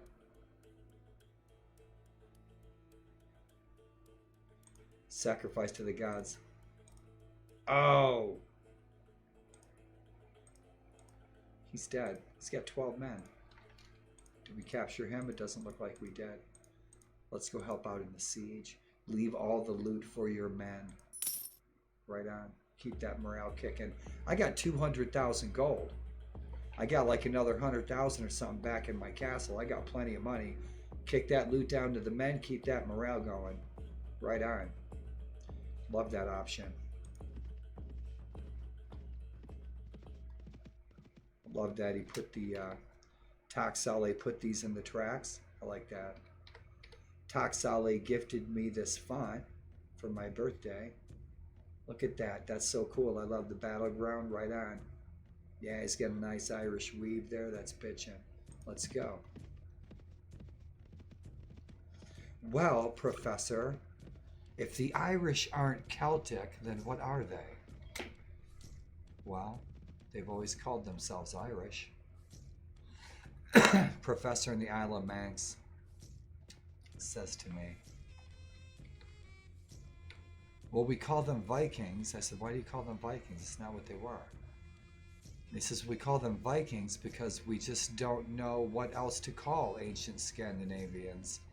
And so I repeated them like an echo. I said, ancient Scandinavians, ancient Scandinavians, Ancient Scandinavians. We call them Vikings because we just don't know what to call ancient Scandinavians. Ancient Scandinavians. Yeah. It's like, fuck, man, teach the truth, you know? That's what I'm getting at. That's why I'm being the way. My little facetiousness. Right on, our kingdom. Who wants to go to the Manx Grand Prix, man? It's on my bucket list. The Manx Grand Prix is on my bucket list. I probably wouldn't leave. I'd stay right there. There's so much to see. So many graveyards and digs and museums. Oh, man, it's a freaking treasure trove. Are you kidding me? Just be in awe every day of the things that you'd see and knowing the ground that you're standing on. An awe-filled day until your last day. That's a good day. Where are we going, Aston? Aston and Helgi. Where are we going? Because we are now at war with Lagan. The thing is I can't mess with Ulaid. They got too many troops. They'll kick my ass. Their kingdom right now, their kingdom is open freaking territory. But I want to beat each one of their lords piecemeal, one-on-one, one at a time, before I go for their capital city. Knock their army down in the field. I want to take Dunbarton before Northumbria does, before the sons of Ragnar do. In real history, it was likely Ivar the Boneless who did eventually. He was the only lord ever in history that conquered that fortress, Dunbarton. We never know who that person was, but the name, the etymology of the words and the merging of languages, Uyamir, okay, that dynasty could translate to Ivar, and it's probable. Who else could take that? You know? Likely him. And so what's happening? We got an enemy here? What are you guys up to?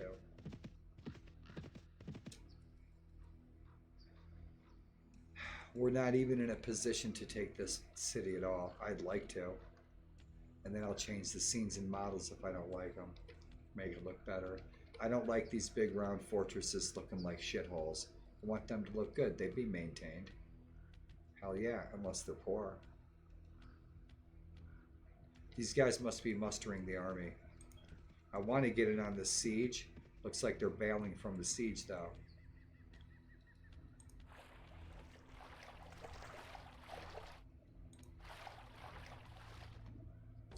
Let's have a closer look. Love ships. I think we're going to land on the wrong side, most likely. Nope, good. Are they still there? Or did they bail? Shit, they all bailed. Is there nobody sieging this? They dumped on the siege, it looks like. Shit. Alright. Well, let's go mess with Alt-Clute then. I was going to help out Dublin, but I guess they don't need it. Ulaid and Dublin bailed on that siege. Shit, man, that was the whole point. I wanted to get in on that. So let's go mess with Alt-Clute. They got it coming. Who's this? What are you guys up to? They're mustering the army at Vesafjordur. I'm sure they are. And then they're going to come back and besiege this castle. That's probably what they're going to do.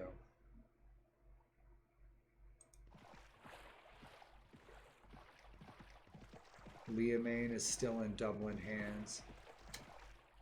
Morgaunt. He is with no faction and we're not taking him. He's from Cornwall. He's hardcore Christian. Yeah, he won't even poop on our toilet. He don't like us. We kicked him out. We kicked him out of the shield wall because I want to have super hardcore and ex-companion anti-warlords, right? Yeah, so we got our companions all freaking buffed out and beefed up and all that jazz. Had them go around, spread the good word of our 74th coming, right? And then sent them on their merry way. So we got some free agents roaming around. That's one of the things I like about this mod, is you can send your, once you ditch your companions, some of these guys like Morgant, they'll become heroes in their own right. I like that.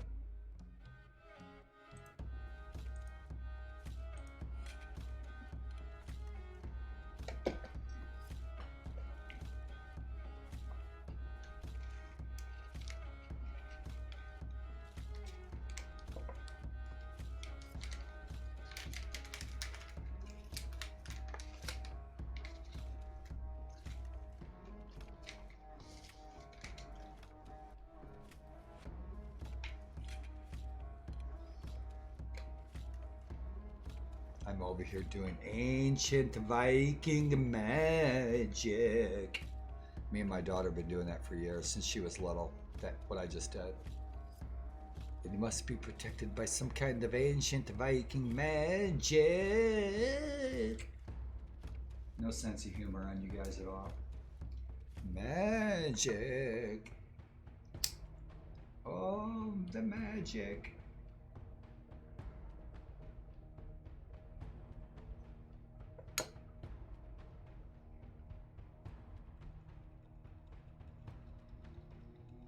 I'll have to show you guys my Nidong. My Nidong. Old Norse.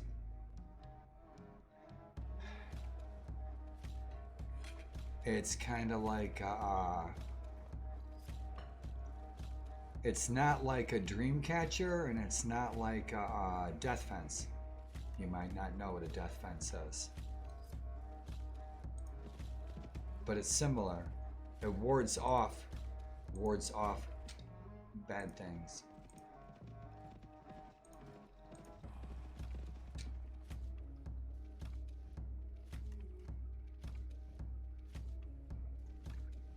It's the caravan. Shit. Let's go see what the army's doing. And where are you going? Where are you going? Where are you going, Sonny Jim? We meet again, World Rig, Artiarna Carpa, Mac Don Leg, Big Mac. Yep, Big Mac. Bitchin' banner, look at that.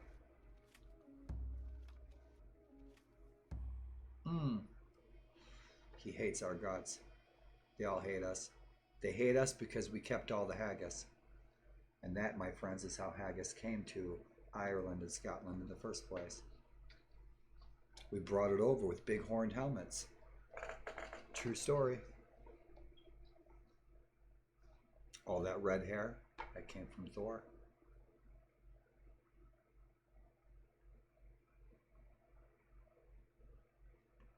There was no red hair there until we landed.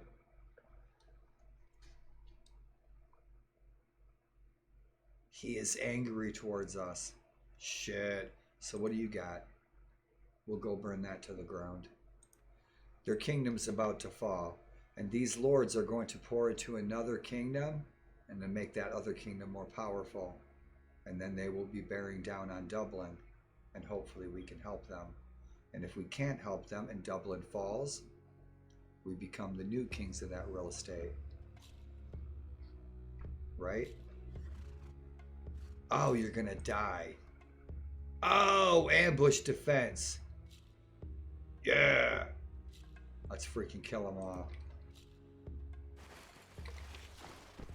Get me off this horse. Beat your shields, boys.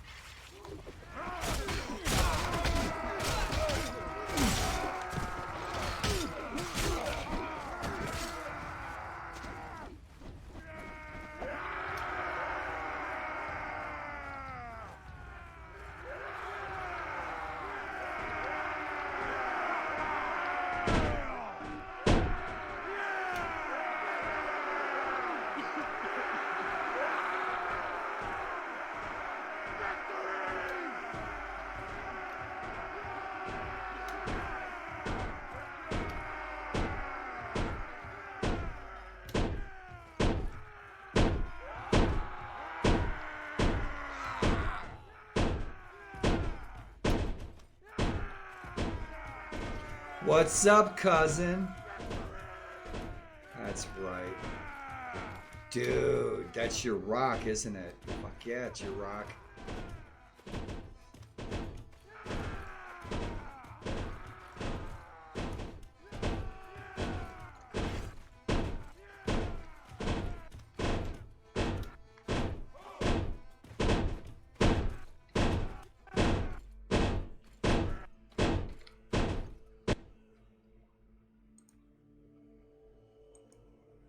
What is big three, man? We'll take the women.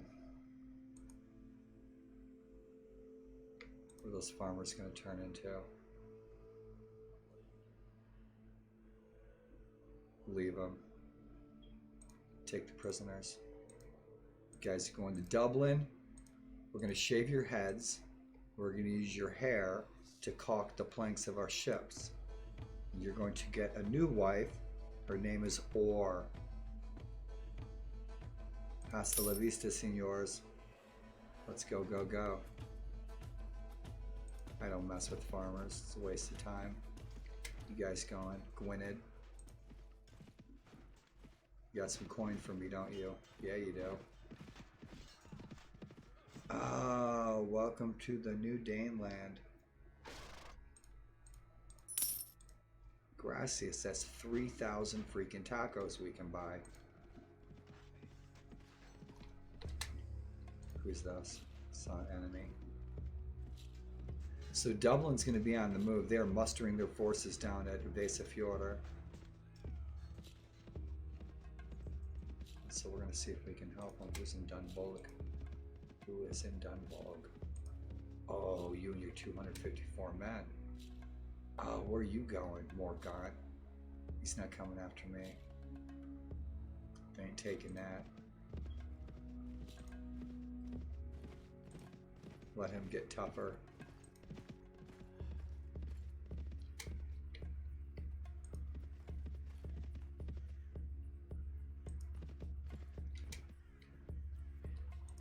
Let's go see what's happening with our father-in-law, Olaf the White.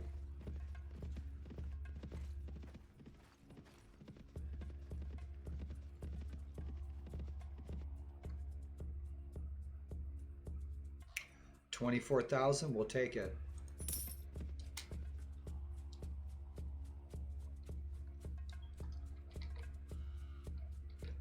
Let's find out where the kingdom is. Ivar. He doesn't like us. We eloped with his bride. We did.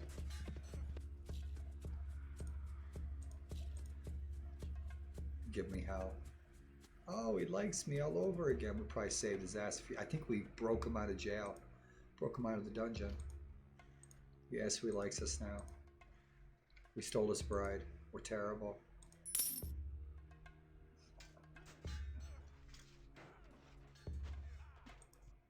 Let's see where everybody is. We got with them an 11. Good. We're doing good. I think that was him.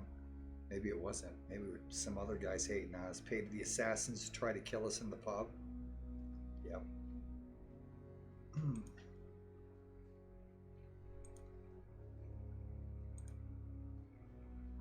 That's what I thought. They are kicking their ass. Feast. Feast. You got real estate to take, son. What are you doing? Damn. They're going to be feasting. They're going to be planning. He's luring the troops there with food. And then he's like, hey, let's go have a siege. You guys are all fattened up. Come on, let's go. Let's go get some buddy points. Let's go get drunk. Fall asleep in the hallway. Naked. Laying in a puddle of water. Symbol the ting. It's the ting. Ivar. Eystein. Olaf, our father-in-law. Helgi Ketilsson. He hates our guts probably. We got no buddy points for the feast. We got a 56 with our father-in-law. He doesn't hate us too bad. What are you guys gonna do?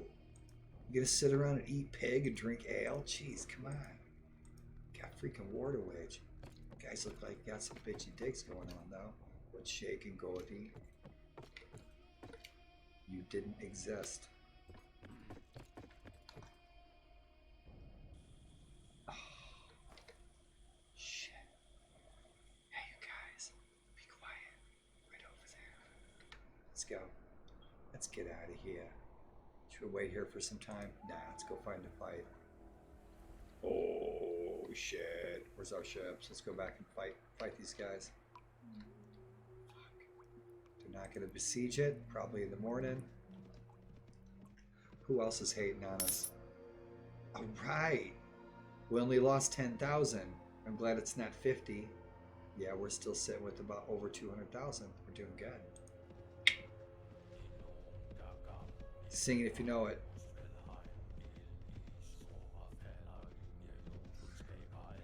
HP Love. You ever listen? What do you mean listen to HP Lovecraft?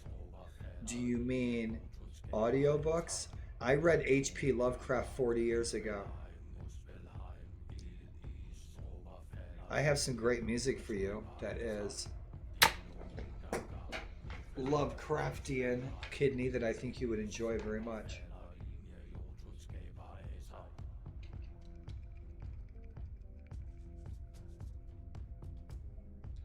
Right on, dude. I never have listened to any of those audiobooks, but I've read tons of Lovecraft when, like I said, 40 years ago, 1980, 82. My grandmother had everything. My grandmother had a dream library. Sitting there all day, looking at those books when I was a kid. So right on, dude. Bunch of you guys are interesting cats, interested in being official members of the Lovecraftian cult.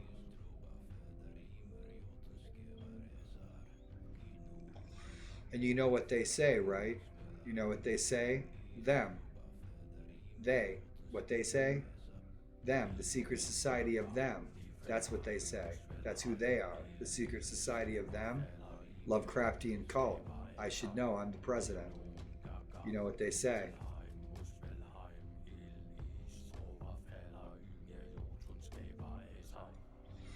Yeah, I gotcha. Yeah, sometimes it can be a little bit of a hard read. I remember some of his stuff being a hard read. Not extremely hard, but hard enough where I'd be like, huh, I found it a little perplexing and I have to read it twice or 3 times. Yeah. Yeah, so I feel ya. I remember a couple times I'd read paragraphs 2-3 times. Michael Moorcock is like that too with this Elric saga, Elric of Melniboné, the soul-drinking sword, and Sailor on the Seas of Fate is similar. He obviously had an influence from Lovecraft, you know, and so there's sometimes back in the same time period, 40 years ago, when I was reading that stuff, and yeah, some of the words he uses, the way they put things, yeah, it's a little different. Rock and roll. Let's go, go, go. So where we headed? North. North. Oh, who's hating on us? Ulaid's hating on us. And the king's got a big fat army. The king of Maestu's got like 400 or 500 men. Look at this guy, 157. He's just waiting for it. We're gonna eat your eyeballs rolled in freaking powdered sugar, deep fried. Turkles. Come out, wherever you are. Let's see if we spawn on land, if we're actually going to get in our ship. So what's up? Dublin's sitting here taking a feast. I'm over here trying to help them with their siege. And they punk out of it like a bunch of punks. I should just take Dublin, piss them off. We don't have the juice for it yet. In my other playthrough I do. Put that playthrough in here. Yeah, we're pretty tough. There's King Gudrid. Let's see what he's up to. Let's see if he's going to take our friendliness as an insult. Can we get on the right side of the river this time? Maybe. Damn it, come on. Oh, that drives me bananas. Oh, come on.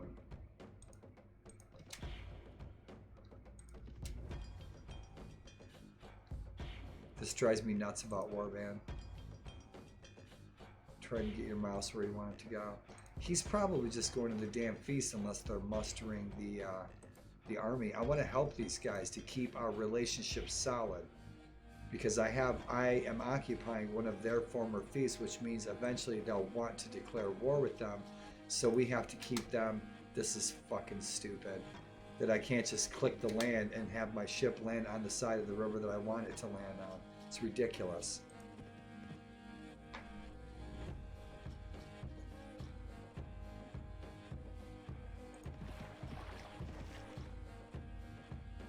I see a fight coming on.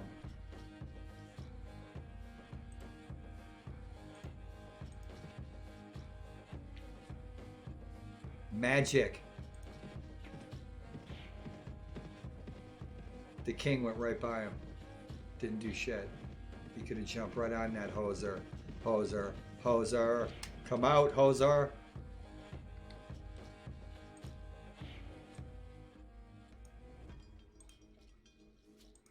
Are they going to besiege this shit this time or what? Come on, let's go, man. I've been waiting around for this for like 75,000 years. Let's go. Man, when dinosaurs wore tie-dyes, we were waiting for this siege. Right. How much grub we got? Oh, man. Let's go raid a village. Got a war trophy. Cool. A couple of them. We'll always have butter. Is our cow kicking out butter? I don't know. I don't see any butter. Maybe it takes a week.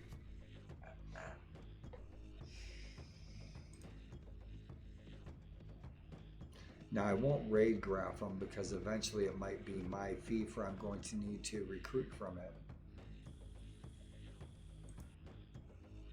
Let's get some food. They're like, wow, this guy's like buying food. He doesn't want to murder us at all. How about that? Now we're at war with Mita. So let's see if Kingy Poo wants to come out and play. Oh, these honkies will chew me up and spit me out. Holy shit. They got about 1,500 troops in there. Dude, get some good rest, bro. Rest well, dream good dreams. And have a safe, fun day tomorrow. Thanks for kicking it, Kidney. Have fun, man. Be safe tomorrow, dude. Stay away from germs. Don't get sick. Don't get the COVID. Oh, this fucker's coming to farm this bastard. Now you see, that's why I love these Viking ships. This is why the Vikings love the Viking ships.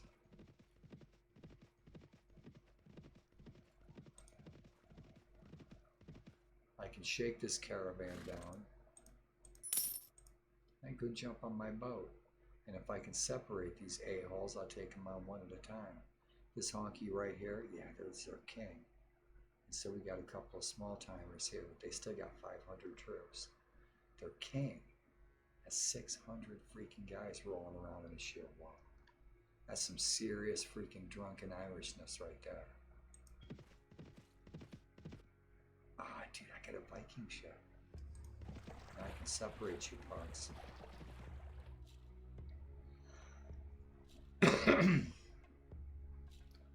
We grab him by himself, he's dead meat.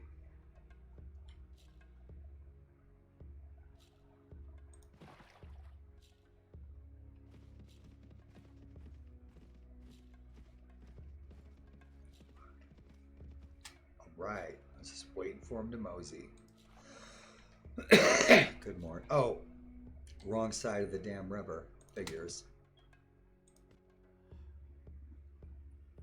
Yeah, we can jump this guy. We can separate him from fucking hearth and home.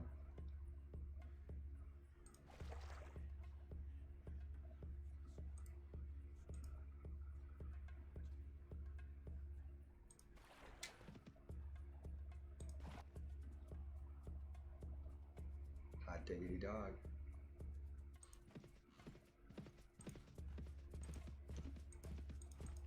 Oh, he'll go inside. Oh.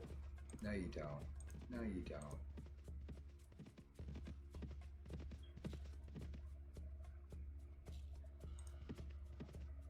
See if we can catch his ass. He's doing 1-6. We're doing 1-5. Oh shit. Damn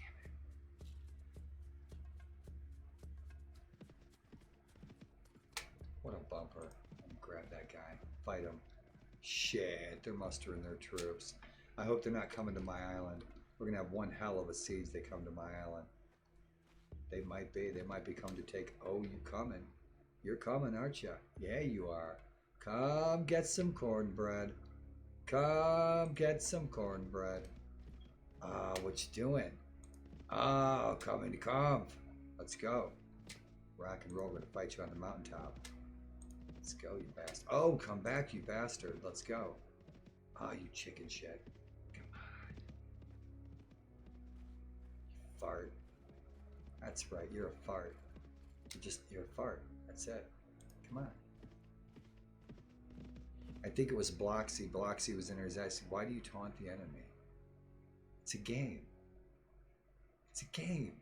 We're role playing. I remember that.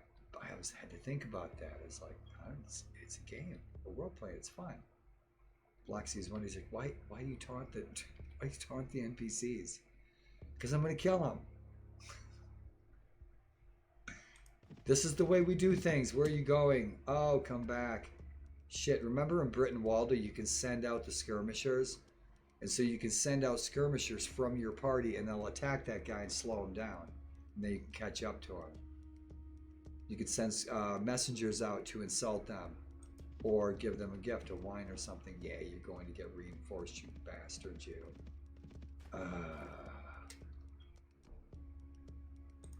Alright, gotta go get these guys drunk. Yeah, we can't fight this guy. We gotta go get our guys drunk. So let's go bolster our morale. I'll show you what I do to bolster morale. So you guys are down to no coin. Let's say you got no coin. Yeah, we'll leave him alone. Oh, let's go join the siege. Right on, the siege is on. Yeah, these guys has got low morale. Let's go fix that morale. Let's kick some ass. All right, Agatinos. Let's get your skills kicking. Smoke a bowl before we go over the freaking walls. Start beating the shields. Spear and sword. Right on. Pagan Lord is in the freaking house. Yep. One of my favorite books in the whole series too. I think, what is that, book 10 or something? Pagan Lord. Excellent. I think my second favorite book is probably Lords of the North, where he is Thorkill the leper. Uhtred, son of Uhtred.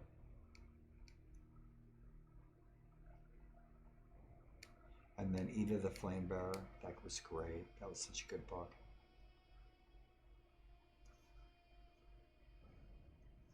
Yeah, I think I became more fond of, I like them all.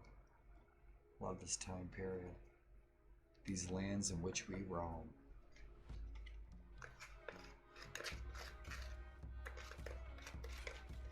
So Ivar, if I remember, was probably 6'6", 6'7". Yeah, he was taller than some people I know. Kind of thin. And he had women, several women, that fought by his side. Yep, he never got cut, never got a broken bone. Everybody got a broken bone back in those days.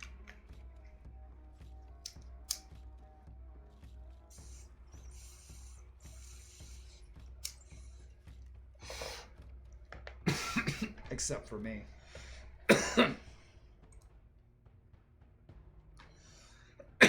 Agatinos.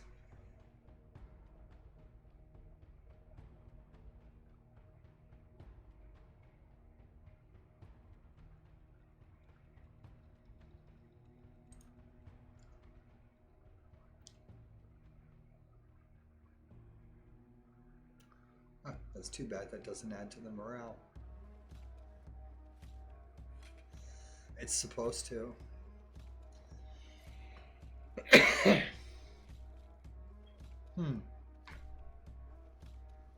Well, I know how to bolster it anyway. So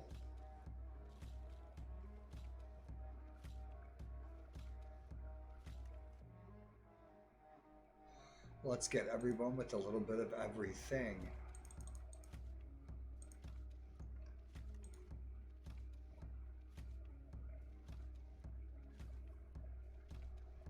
We're gonna have to get rid of our Christians.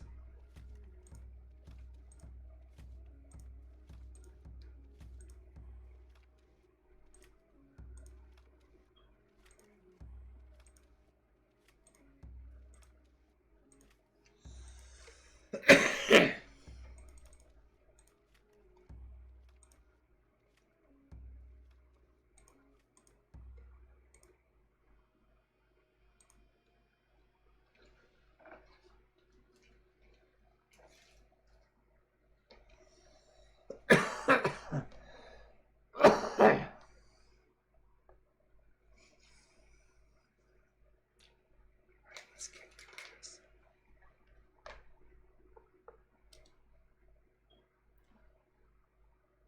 Sneeze.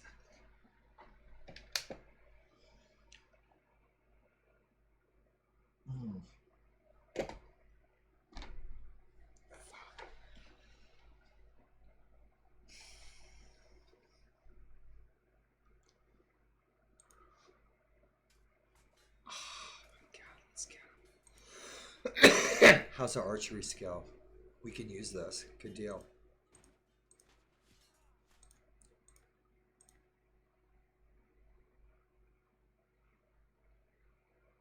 Shit, I wish I had one more slot.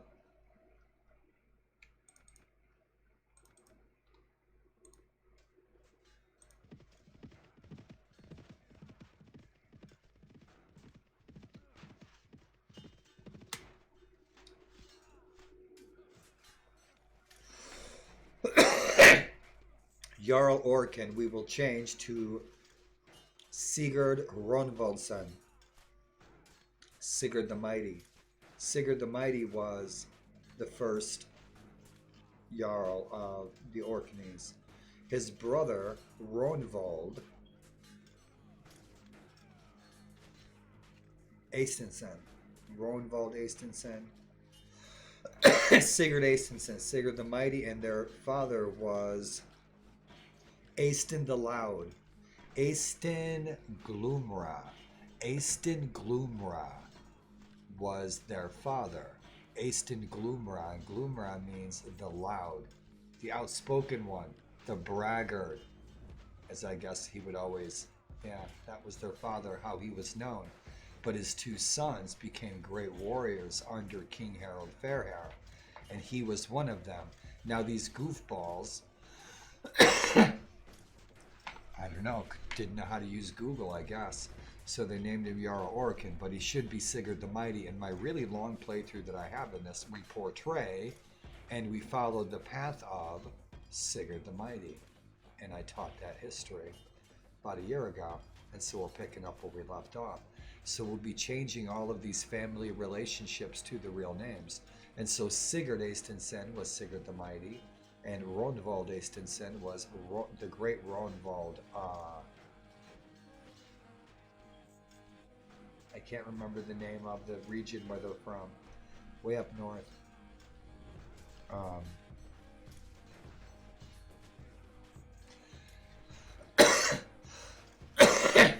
And so Ronvald went with King Harold Fairhair to the Orkneys and the Shetlands, okay, and the Hebrides to run the Vikings out and kill all of them, okay? And they did.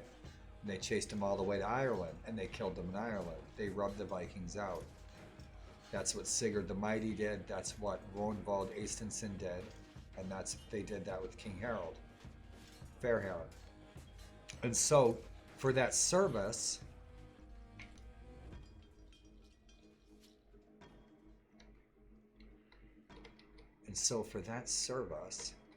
now this region here, in my mod, this region here, Rogaland is ruled by Ronvald Eystensson, because King Harold, for his service in the unification of Norway, in the conquest of Norway. Ronvald Estensen helps King Harold. And so he inherits his land from his father, Eystein Glumra, Eystein the Loud. But all the expatriates, all of the Norsemen who refused to bend the knee, who lost their lands because they lost the battles, they lost their fiefs. Okay, so all those guys became expatriates, and a lot of them, they came out here. Okay, and what did they do? They kept up with their raids. The ones who were Vikings, real Vikings, were raiders. They were domestic terrorists who were preying on their own people. Those were Vikings. Now, the good people who lived in the villages and the lords who lived in the fortresses, they were not Vikings. And they would be offended if you called them Vikings, if you lived at that time. Because the Vikings were the scumbags that were living out here, and they were harassing the coasts. And so King Harold was called the Golden Wolf because he was kind of a savior figure. They thought he was,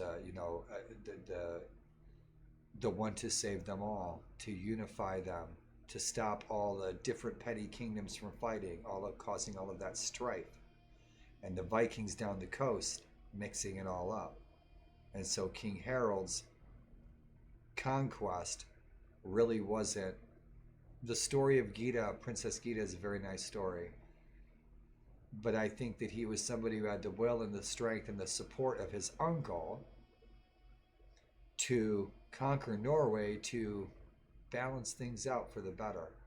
And it was a start, in a dark age. It was a start. And so they chased the Vikings all the way up here, cut their fucking heads off and threw them in the ocean. That was about the end of the Vikings. And so as part of that service, and they did end up chasing them up to the Hebrides and chase them to Ireland, and they had a very small settlement far north of here in a place that they called Vik, which is still there, okay? And that's where the term Viking comes from in the first place, is this settlement that the Norsemen thought of. Well, they went to this place called Vik. We haven't been there, but that's where they went to. It's up north, Iceland, Greenland, okay? And so when they ran them out of here, King Harold gave the Orkneys to Ronvald Estensen. He gave it to him for his service and helping him in battle and the conquest of Norway.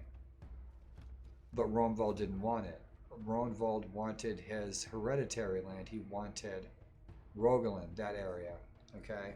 He wanted his father's land. He was the firstborn. He wanted to retire back home in Norway. And so what did he do? He gave it to his younger brother, Sigurd the Mighty. And if you guys have ever watched the Horrible Histories, look up the Horrible Histories, Sigurd the Mighty. It's funny. And so that is the story of the Orkneys and King Harold and the Vikings, the true story of the true Vikings and who they really were. So those great lords like the sons of Ragnar, they weren't Vikings. They didn't go a Viking. They didn't use that word. That word didn't exist at the times of their lives, the times that they lived. The word didn't cross anybody's lips. That word was 300 years later. So, and it all came from Vik. And so you see here, I changed this. They have this in the game as Bjarnarøy, and I've explained this a few times. The settlement that was actually here in the Hebrides was Sturlavegar. They have Bjarnarøy here, but Bjarnarøy is an insignificant small island way the fuck up here in Iceland. That there was a really small settlement there of Norsemen that we don't know much about. Apparently it might be somewhat of a holy place right now.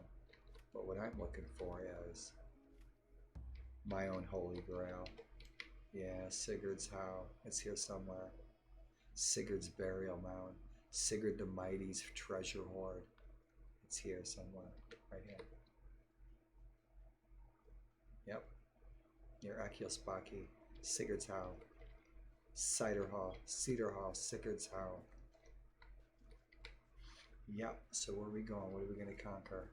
And if you tuned in, you'd listen to what I had to share. Rock and roll.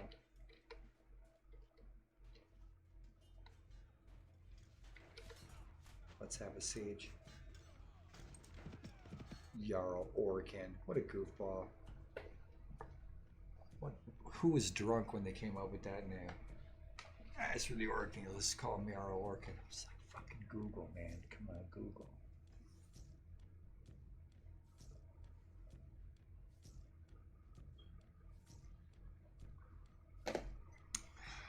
It's almost as good as George Carlin. Holy hell. Let's go. Holy hell. Holy shit. I love a siege. Easton Olafson. Right on. He's our brother-in-law.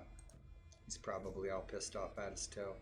Yep. He's way pissed off at us. Look, I saved you from marrying your sister. Alright? You should be thanking me. Eat it. Let's join in the next assault and kick some ass. Oh, we're going to take a fucking arrow right in the neck. Beat those shields, boys.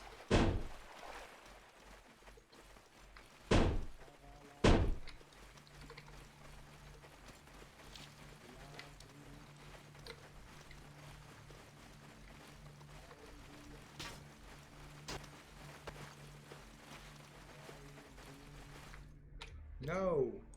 Oops. My fingers, my rented fingers. Let's go, you honkies. Come on, let's go. We need those freaking archers. Let's go, go, go. Come on, archers. See that down there? It's proof Valhalla exists. Dudes. Come on, don't be uber dudes. Alright, archers, fuck it. Charge. Go. Go, go, go. I'll see you inside. Let's go. Let's get these bastards. They are freaking dead meat. They are freaking dead meat. Let's go. Let's go, boys. Let's go, my Phrygian freaking wearing warriors. No, no, no. Just the archers.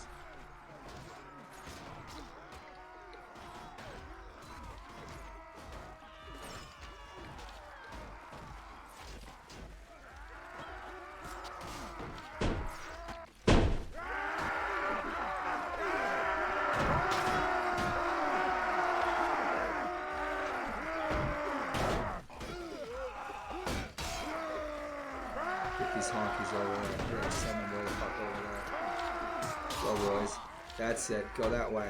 Come on, clear the door. Clear the door. Clear the door. Clear the door. Clear the door, boys. Get up on that hill. Go on. Go that way. You can do it. That's it, boys. Clear the door. Come on, boys. Kill them all.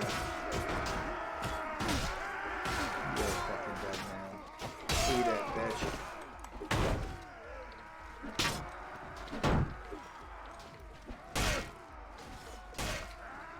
Look at that.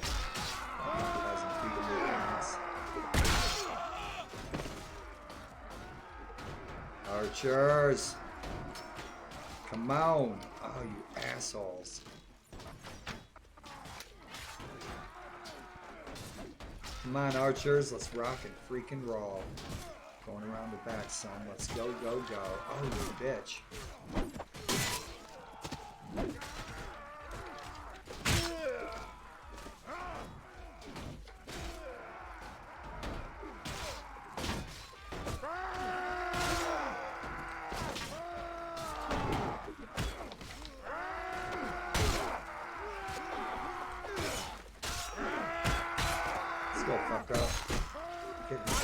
Oh, yeah, that's right. Let's go, let's go, let's go, let's go. Let's put those arrows to work.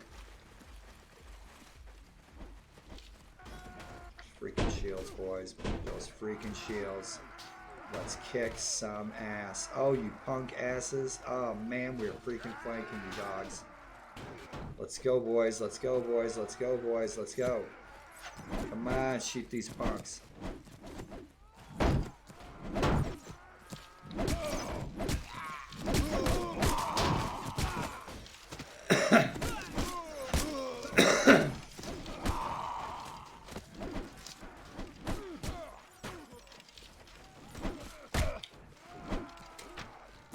Get up them freaking stairs, punk. Let's go, let's go, let's go. Move.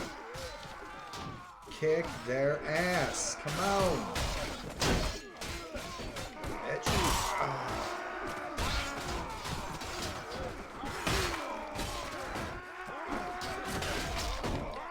Oh, that shit hurt.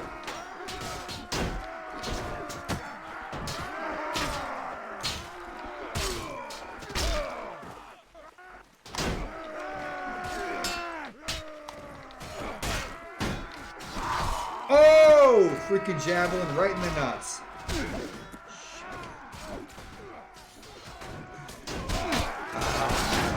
Oh, that's right. We got auxiliary player. We got auxiliary freaking player.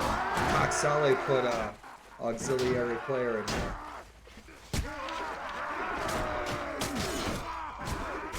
Go, you punks. Can't see shit. What are you doing over there? What do we got? Sword? Jabs? Spear. Get rid of that spear. That freaking sword. Why am I in Irish gear, man? Come on, get these punks. Kill them. Let's go, let's go, let's go. Shit. I'm in Irish gear. Come on, move. Move, move, move. Kill, kill, kill, kill. Come on, kill, kill, kill.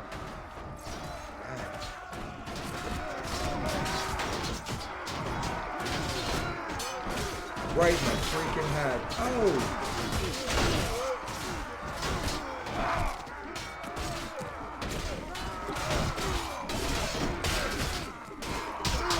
Oh!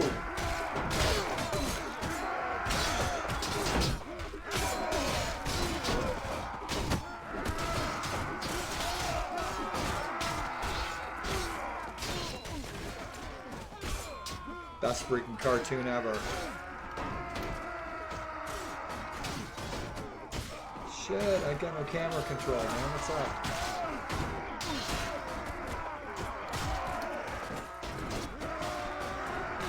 Wow, fuck a doody do.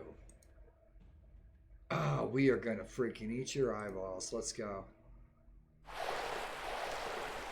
I am going to make a saddle out of your skin, so that every time I'm riding in my pony and I take a fart, I know I am farting on your face. Man, I'm going to kill you, boy. Let's go. You guys freaking out? Holy shit.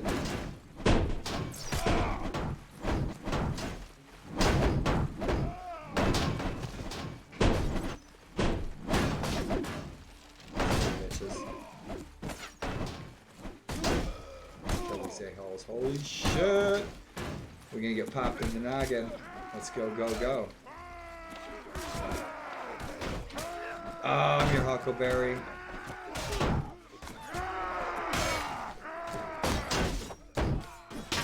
Oh shit! Damn javelins, come on, give me my auxiliary player. It's my auxiliary player. Where's my... There we are. Why not? Oh shit, shit. Come on, boys, fight, fight, fight, fight, fight, fight, fight.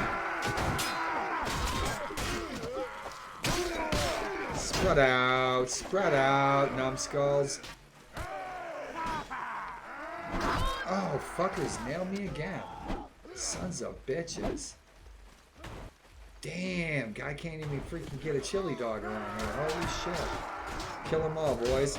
Kill them. Kill them all. Go on. Holy shit. Beat those damn shields. What do we got? Spear? Freaking Sayax. Get rid of that shit. I need a sword. We're gonna die. Fuck. Give me that freaking sword. Where give me a sword? Give me a sword. Give me a sword. That champion sword. Freaking short sword. Damn it. We won. Shit, man. I wanted a sword. Fudge. I thought we had more troops to fight. We had like 300 more to go. You know? We came for the picnic spot. To conquer the picnic spot. Mission accomplished. Now it's our picnic spot.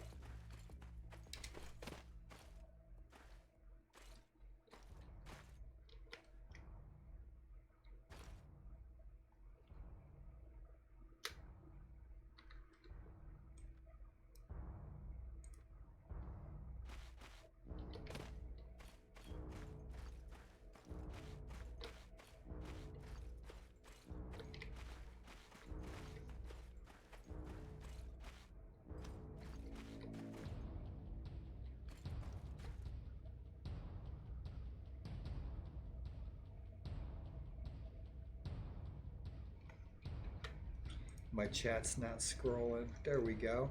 Dude, I freaking love that ogre head. Freaking ogre head's awesome. Rock and roll, that was fun. How many times we get killed? Like 6 times? Pardon me. Bitchin' in the kitchen. Shit. These bastards, I have a feeling they're gonna go for my island. Yeah, with their 600 troops. And our troops need a rest. They're overdue.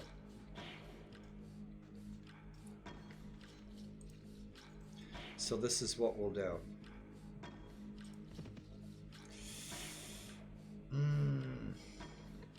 My leg feels like it's in a vice. I'll live. Rock and roll, Gwynedd. So guys, here's your morale saver. Our morale's shitty right now. So you guys have seen me do this before, but in case you've missed it, and you're tuning in back in 1715. Roll up yonder. Level up.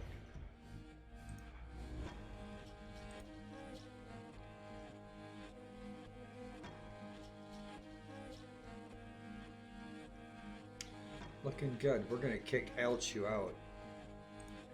We're going to send him to spread the good word. Yeah, so we jumped into Elchu's body. Let's have a chat with him. Where's he at? Level 18?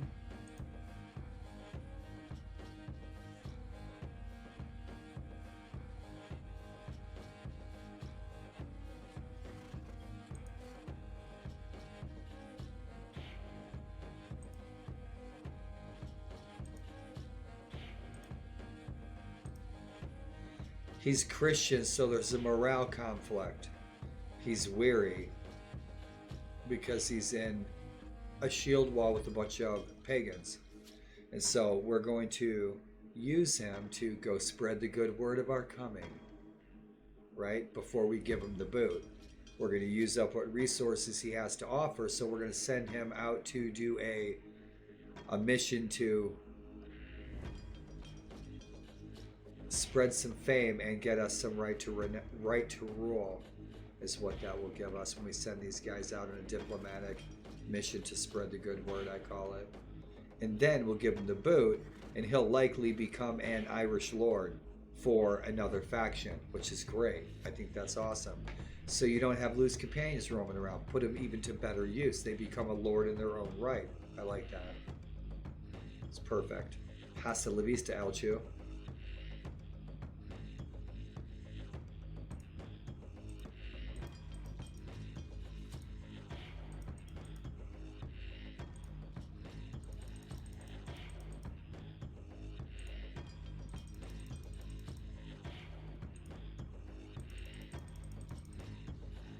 Yep, throw those guys right in the fray. Yep, looking good. So, for our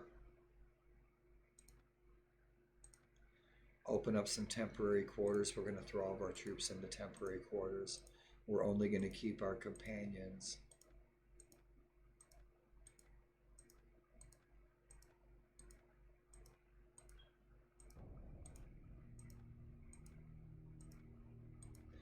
Then we're going to go into Dublin and we're going to go to the pub.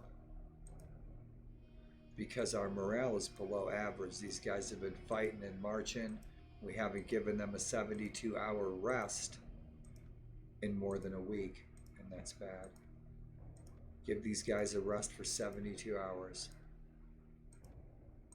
At least 48. Right on, so we just have our companions. So we're going to bail. We're going to leave these guys in their clubhouse. Uncle Harig's house. You guys, I bought you some kegs of brew, but we're going to go drink them. So I'm just taking my companions into Dublin.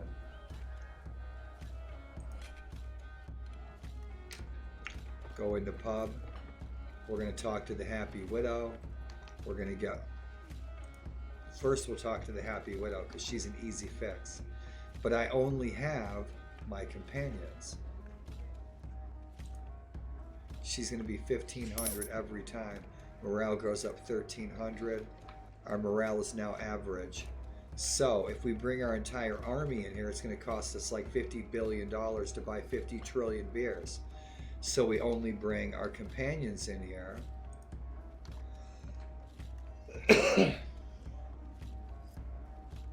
Buy me and my men a barrel of your best ale. Now it's only going to cost us 200 Danegeld for the brew. Only 200 because we only bought our companions. The thing is, you get the exact same morale boost, and now when I leave the city and we go pick up our companions, the morale still applies, but I only spent 200 as opposed to 20,000. So that's how I do that. Now we got above average. I could leave these guys in here. The smart thing to do would be to leave them in there, go back to Dublin, crash out for at least 24 hours. Ulaid and Lagan have made peace. So yeah, so we're going to go in Dublin. Who's this? Who's this cat?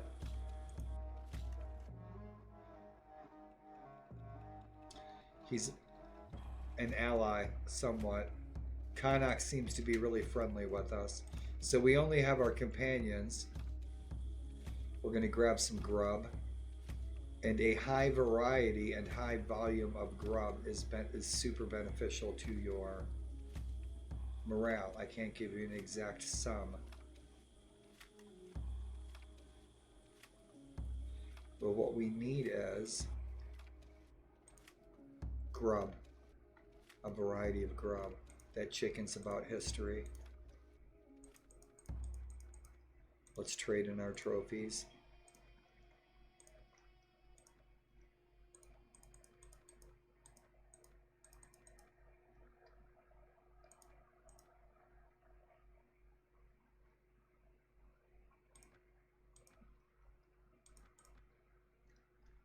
Where's the beef? Do we have any barley? Barley's goody good. Nope, no barley. We're gonna have to look for some. We've got plenty of bread. Cheese. Right on. Looking good. So you can buy wool all along the coast of Ireland and the Irish Sea, and along the coast of Wales, and along the coast of Scotland, Alba, not Alban. And if you buy wool in all those little villages all along the west coast of England and Scotland, Altflute, etc., and wool along the east coast of Ireland and the west coast of England, Wales, etc., you'll get that wool for anywhere from 10 to 30 coin. Sell it in any city for 300, 400. Wool's definitely a crop I like to use in the Irish Sea. Make a ton of dough. And so that's how I made my initial trillions. Yep. Wool. I love wool. I do. Wow. Dude, man, I can't wait till they chop my leg off and I get one of those wooden peg legs. I'm going to get the parrot that poops on my shoulder and the eye patch, right, for my optic neuritis. Be a fucking pirate, man. It's the total upside of multiple sclerosis.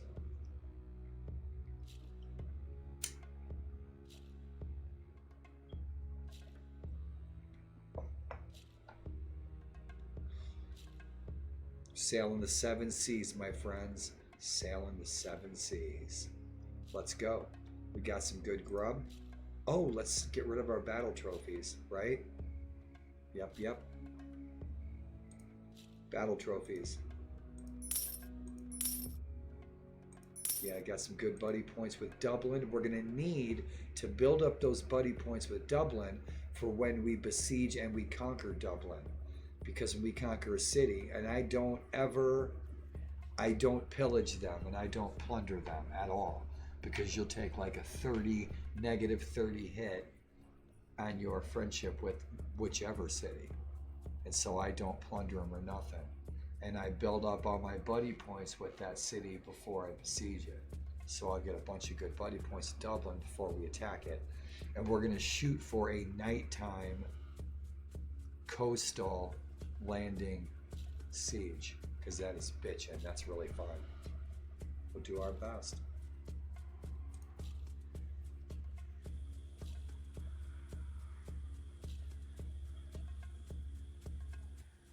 Rock and roll. What do we got with them? They're freaking loyal to us. We got a 74 with Dublin. We're in good shape. So we take Dublin because the Kingdom of Dublin is going to lose Dublin, and whichever kingdom takes it, it's going to garrison it really weak. So we defeat them in the field right after the siege. Right after they siege Dublin, we defeat we defeat the retreating enemy in the field. Then we take their weakly garrisoned city that they just took. You guys know the drill.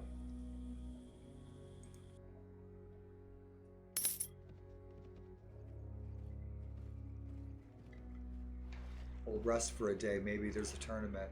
Maybe there's a tournament. No tournament. He knew I was here, so he came back because he's thinking I might take his freaking kingdom. Right? He's half right. We'll let him bend the knee someday. He looks just like his grandfather. Right on. 67 buddy points with the king.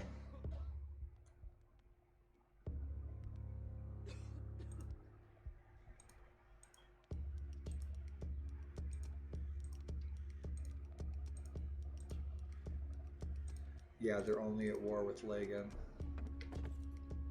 Where's Olaf?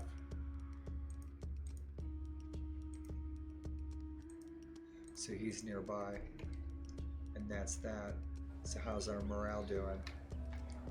Above average. I want to wait till we get it excellent.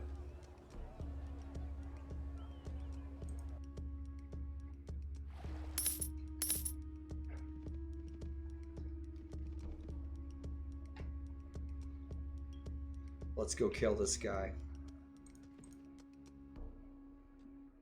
He's raiding our village.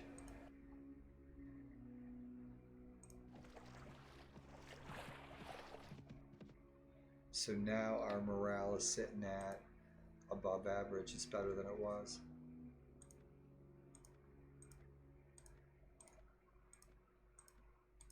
So we have a Lord of Alt Klut raiding Ramsa, our favorite village. That's bad. Picking on our peasants, man. They're just trying to grow some cabbage. Shit. Raise some pigs. Have a nice view of the ocean. Drink a nice warm glass, wow, wooden cup of goat's milk.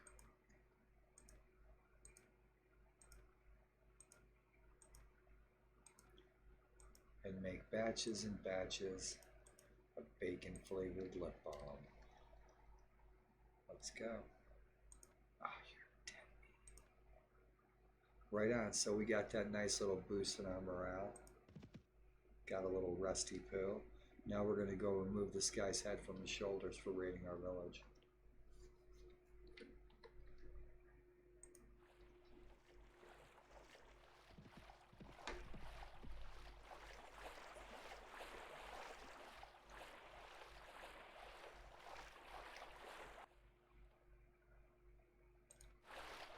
We're coming for him.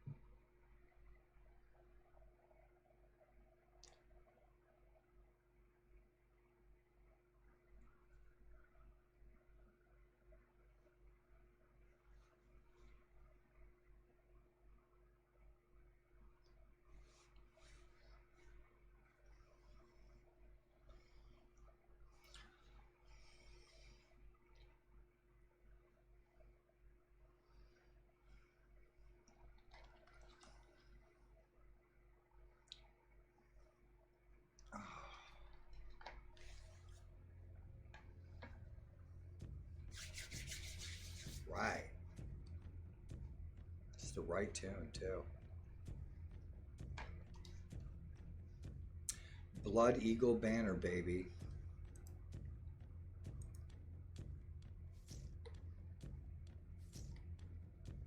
Oh, you're gonna die. Right in my fucking village, you bastard.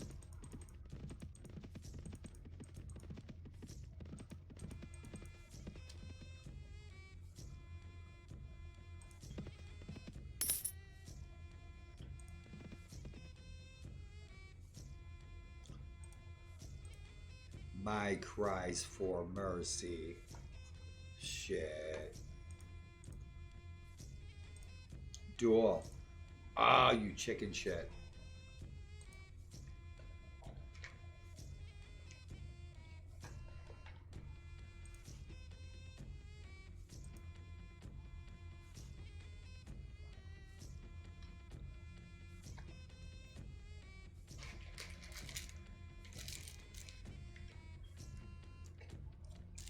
Almonds. Almond joy. Yes, indeed.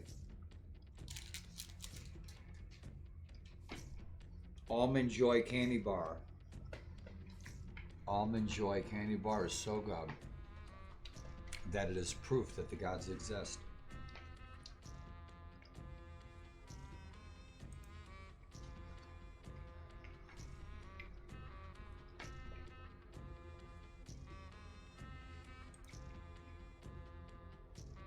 He's only got 42 troops.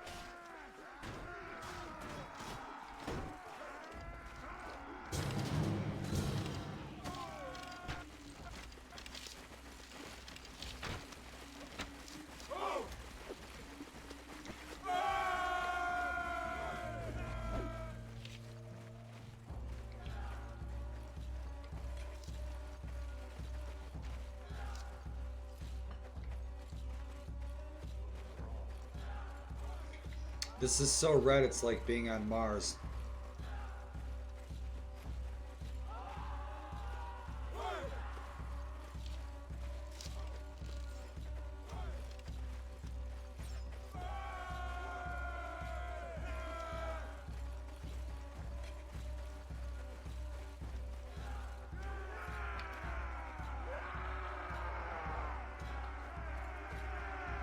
Hey, Shritty.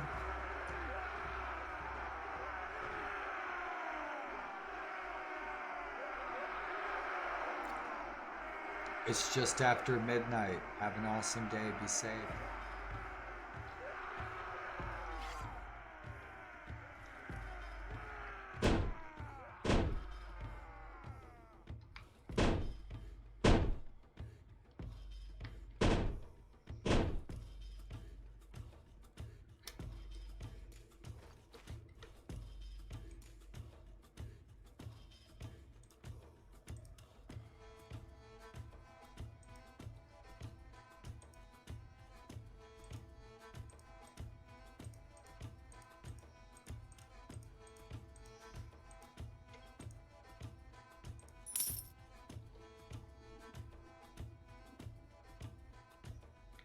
Good, our village didn't get raided.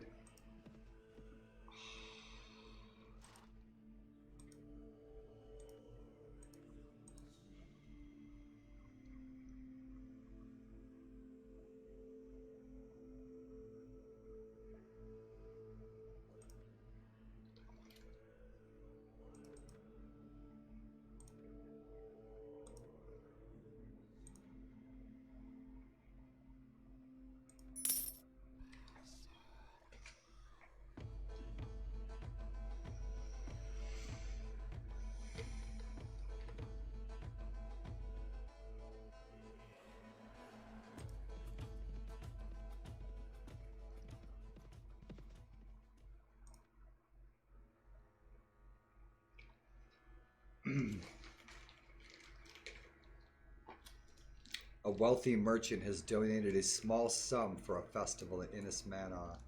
Two men propose different plans for the celebration. One young man named Osbear proposes a holding contests in local crafts. The other man, a hulking, great bearded warrior, suggests a wrestling match.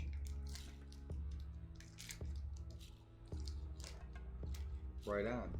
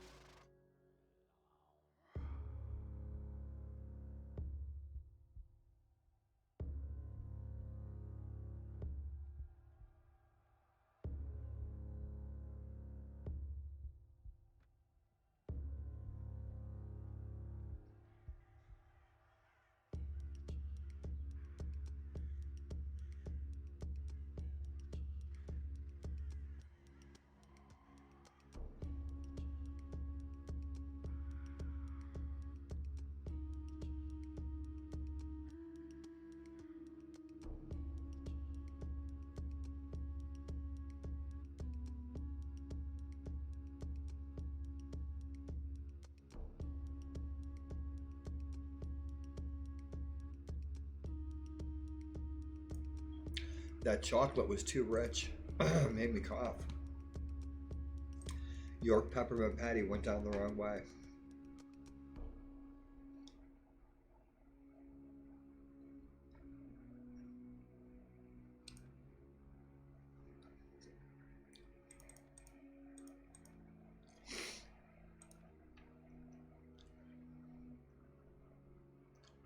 I'll never use those points.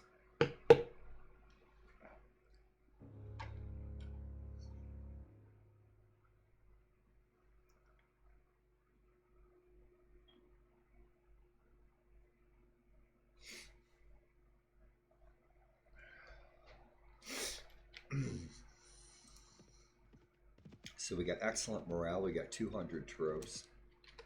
Just sell these prisoners. Throw that one in the dungeon. And take advantage of this high morale that we have.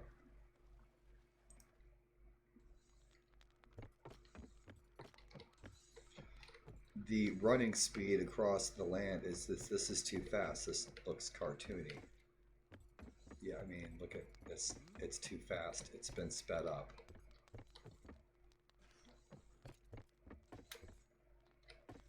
I don't know why it's moving so fast like that.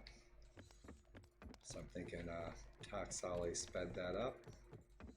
Yeah, it's like, why am I running around the house?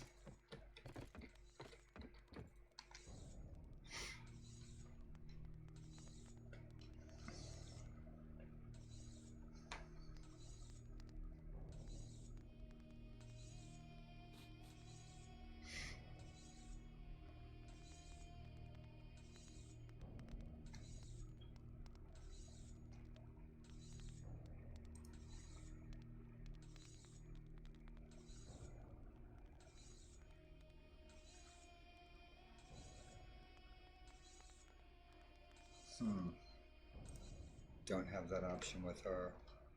And we don't have a pub, we're only a fortress.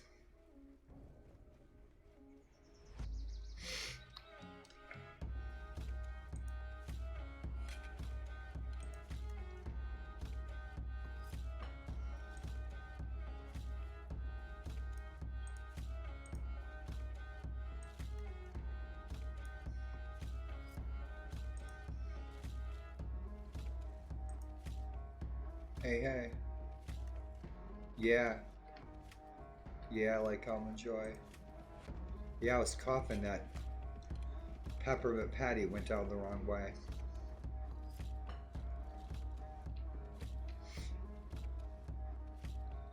Alclute's not going to take that back, and I wanted that fortress. I hope they're not going to be taking down Bertan.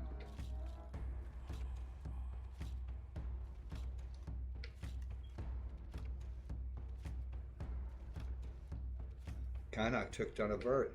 Shit, I wanted to take that.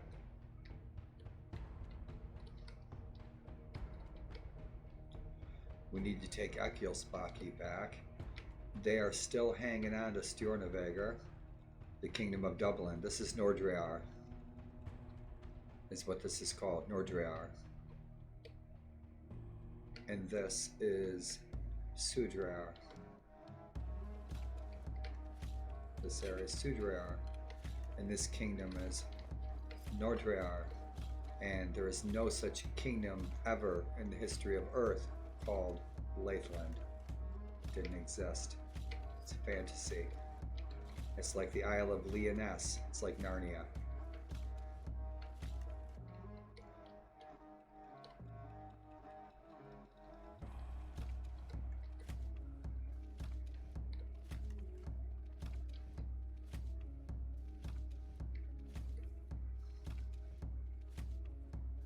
No siege.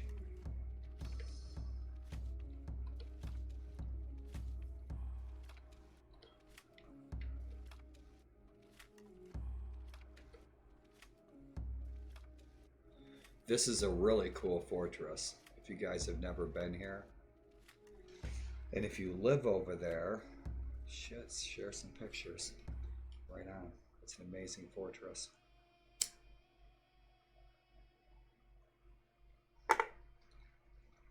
Its design is unique.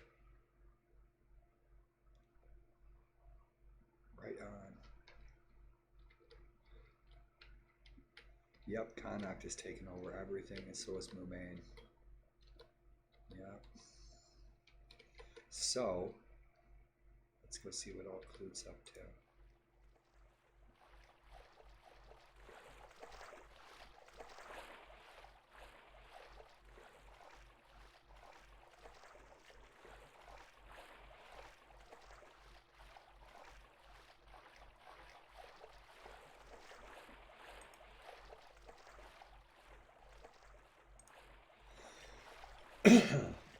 Ha ha ha ha.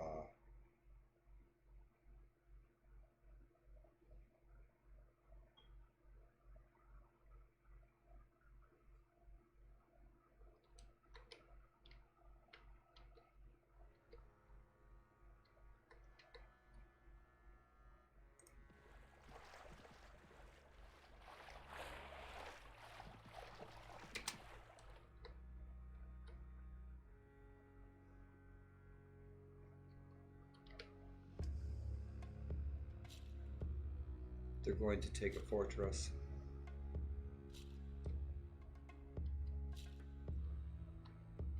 And then Connacht to be at war with the Danelaw.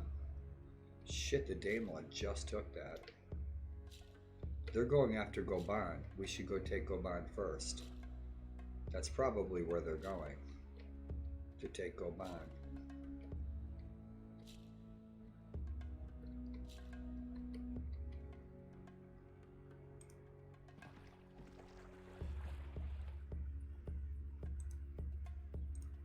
So if we besiege it, they'll leave it alone. Send Connacht packing. Or we could let Connacht and the Sons of Ragnar Lothbrok destroy each other.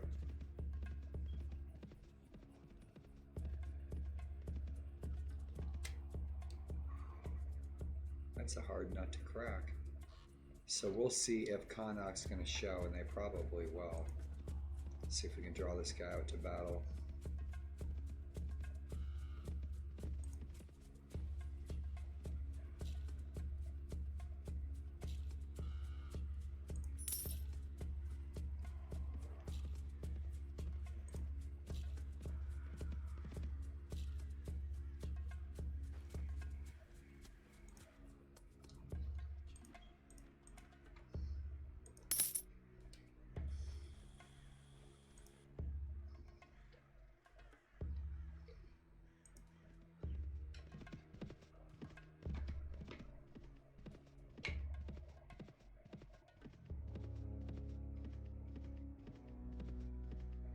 I feel like I'm gonna sneeze. Ooh.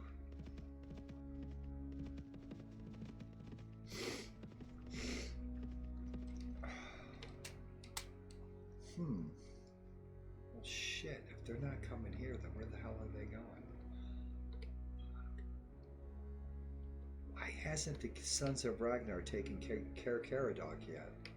They're like going for all these other properties, but they didn't take that one. It's the closest one to home. Weird.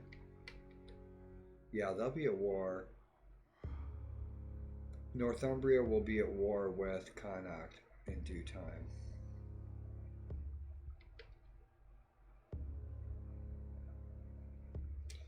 We have no hope of taking that, but we can snag it from Connacht though.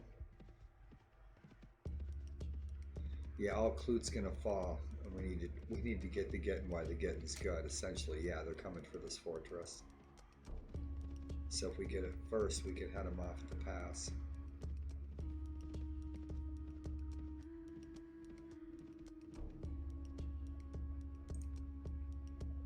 Good deal.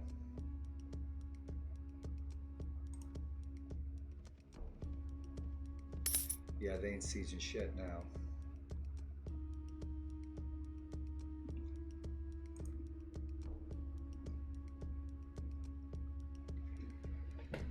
Oh, I love these. I love this. I love these little stories.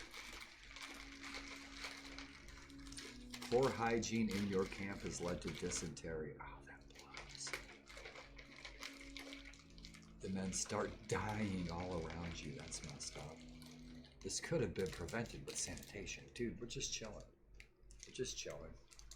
Wipe your bottoms, wash your hands. Eat fresh food. Simple stuff. I know the horse turned last Tuesday, but we fried it up really good with some barbecue sauce. It was good. Pray to your God. Can I or my companions can cure the higher position. But, yeah, we're just waiting to... some of your men have abducted them from the surrounding doors and brought them to the siege camp for fun. Yep. No.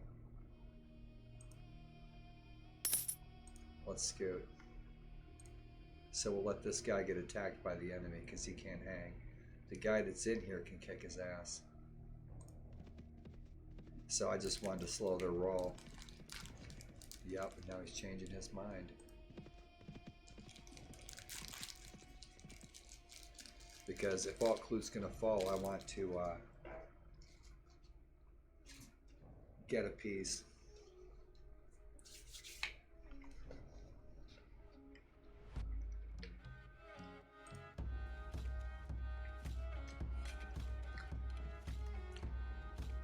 And allow Alt-Clute to get back some of their land.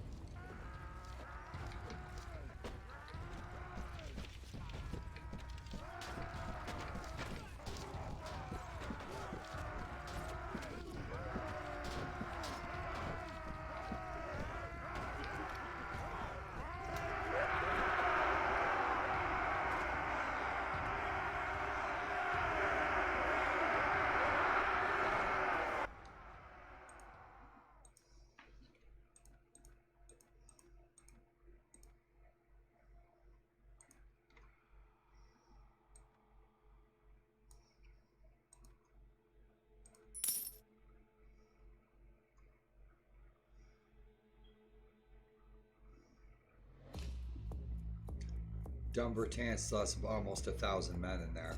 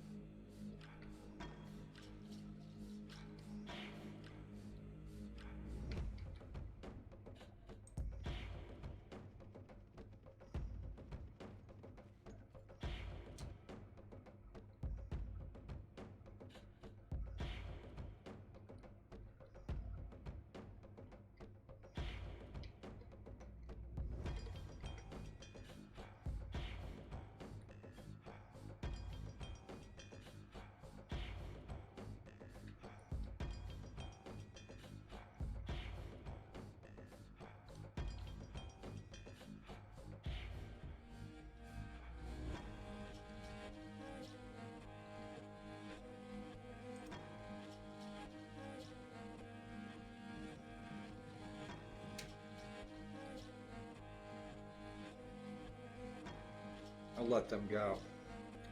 They're all running from us. They're trying to take back a little bit of their land. I'd rather take it away from them than from an ally.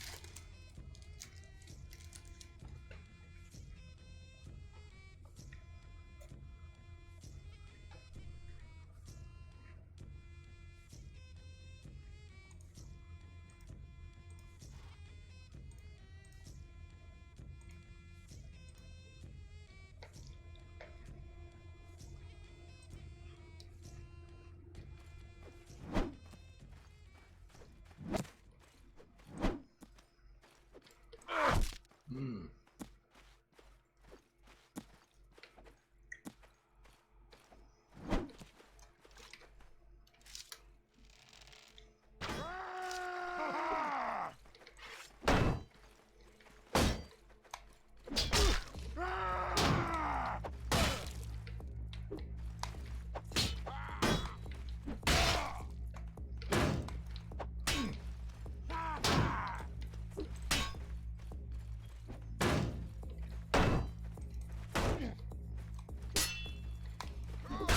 Oh, I knew that was coming.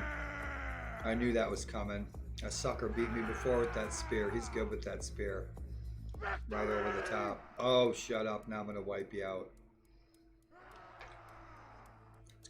Let's go find him on the battlefield.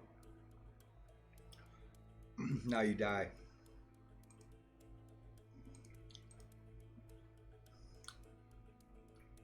He's charging with 200 troops.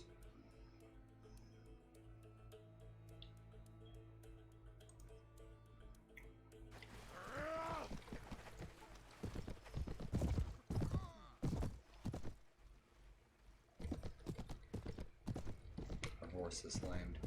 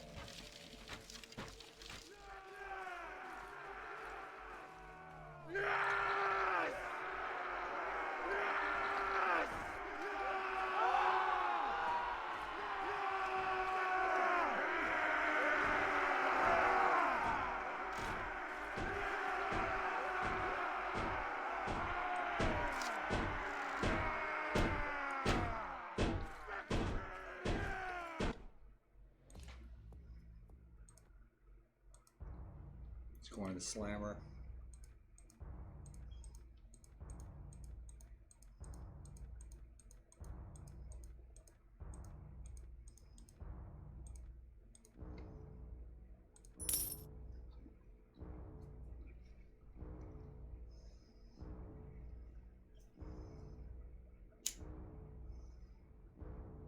Tritty and Ryko and Kidney, Vampire Woman, all you guys, thanks for hanging out.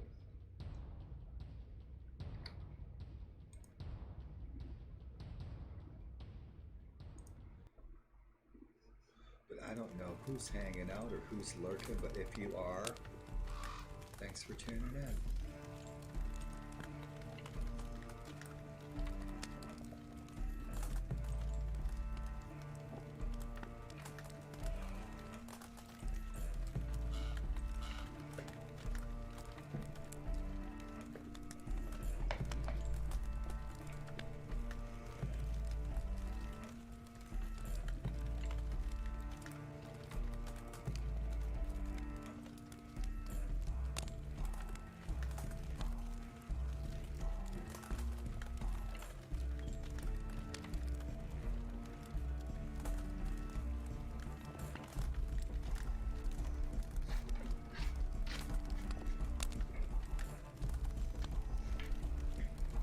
Oh, dude, right on.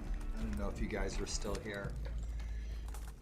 Never gives an accurate account of who's kicking it and who isn't. Unless you're a moderator, I know you're in the room.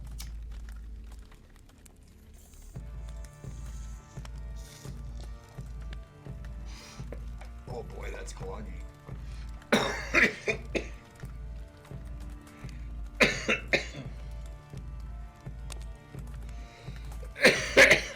I can always see mods and VIPs.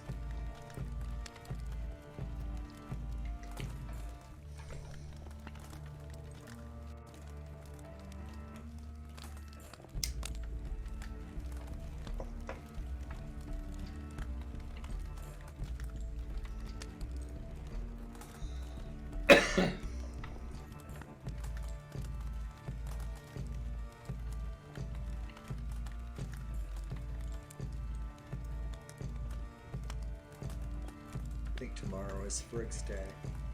Today is Thursday, isn't it? Yes, it is. Today's Friday now. It's Friggs Day. It is. It's after midnight. And so, my friends, I'm going to bid you adieu.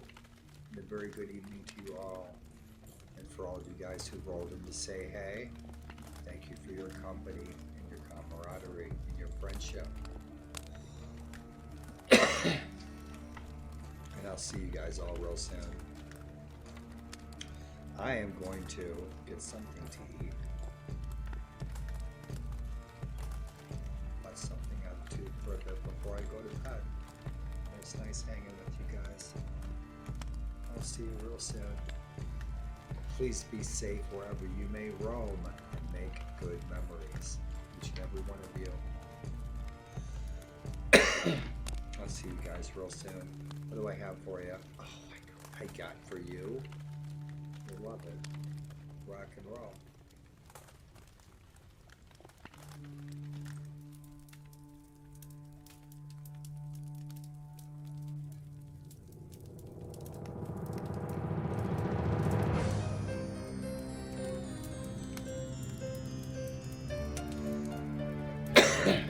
Good night, y'all. Enjoy the chapter. One of my favorite books.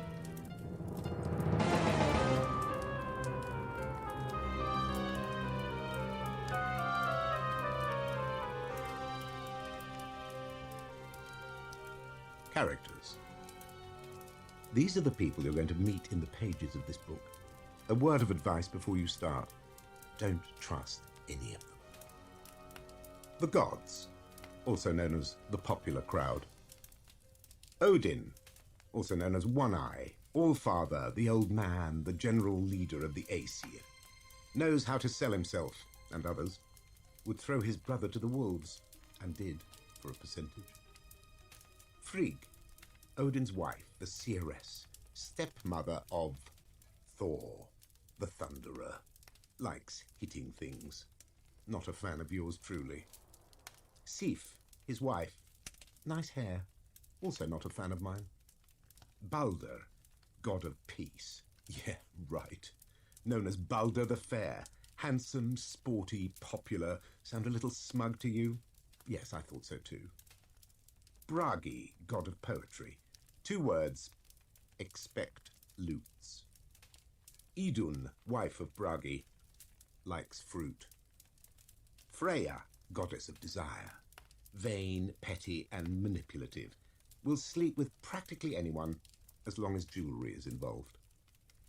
Frey, the Reaper, twin brother of the above. Not a bad guy, but a fool for blondes. Mani, the moon, drives a cool car. Sol, the sun, drives a hot car.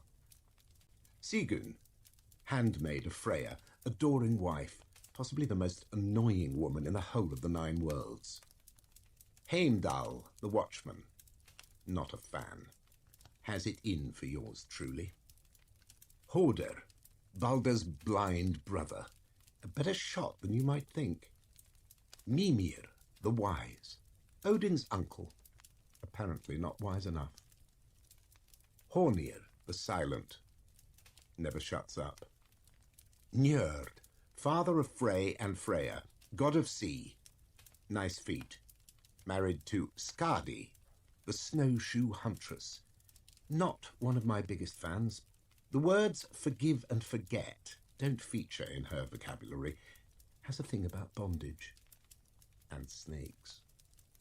Aegir, god of the storm, married to Ran, custodian of the drowned. Strangely enough, likes to party. Tyr, god of war. Brave, but not bright.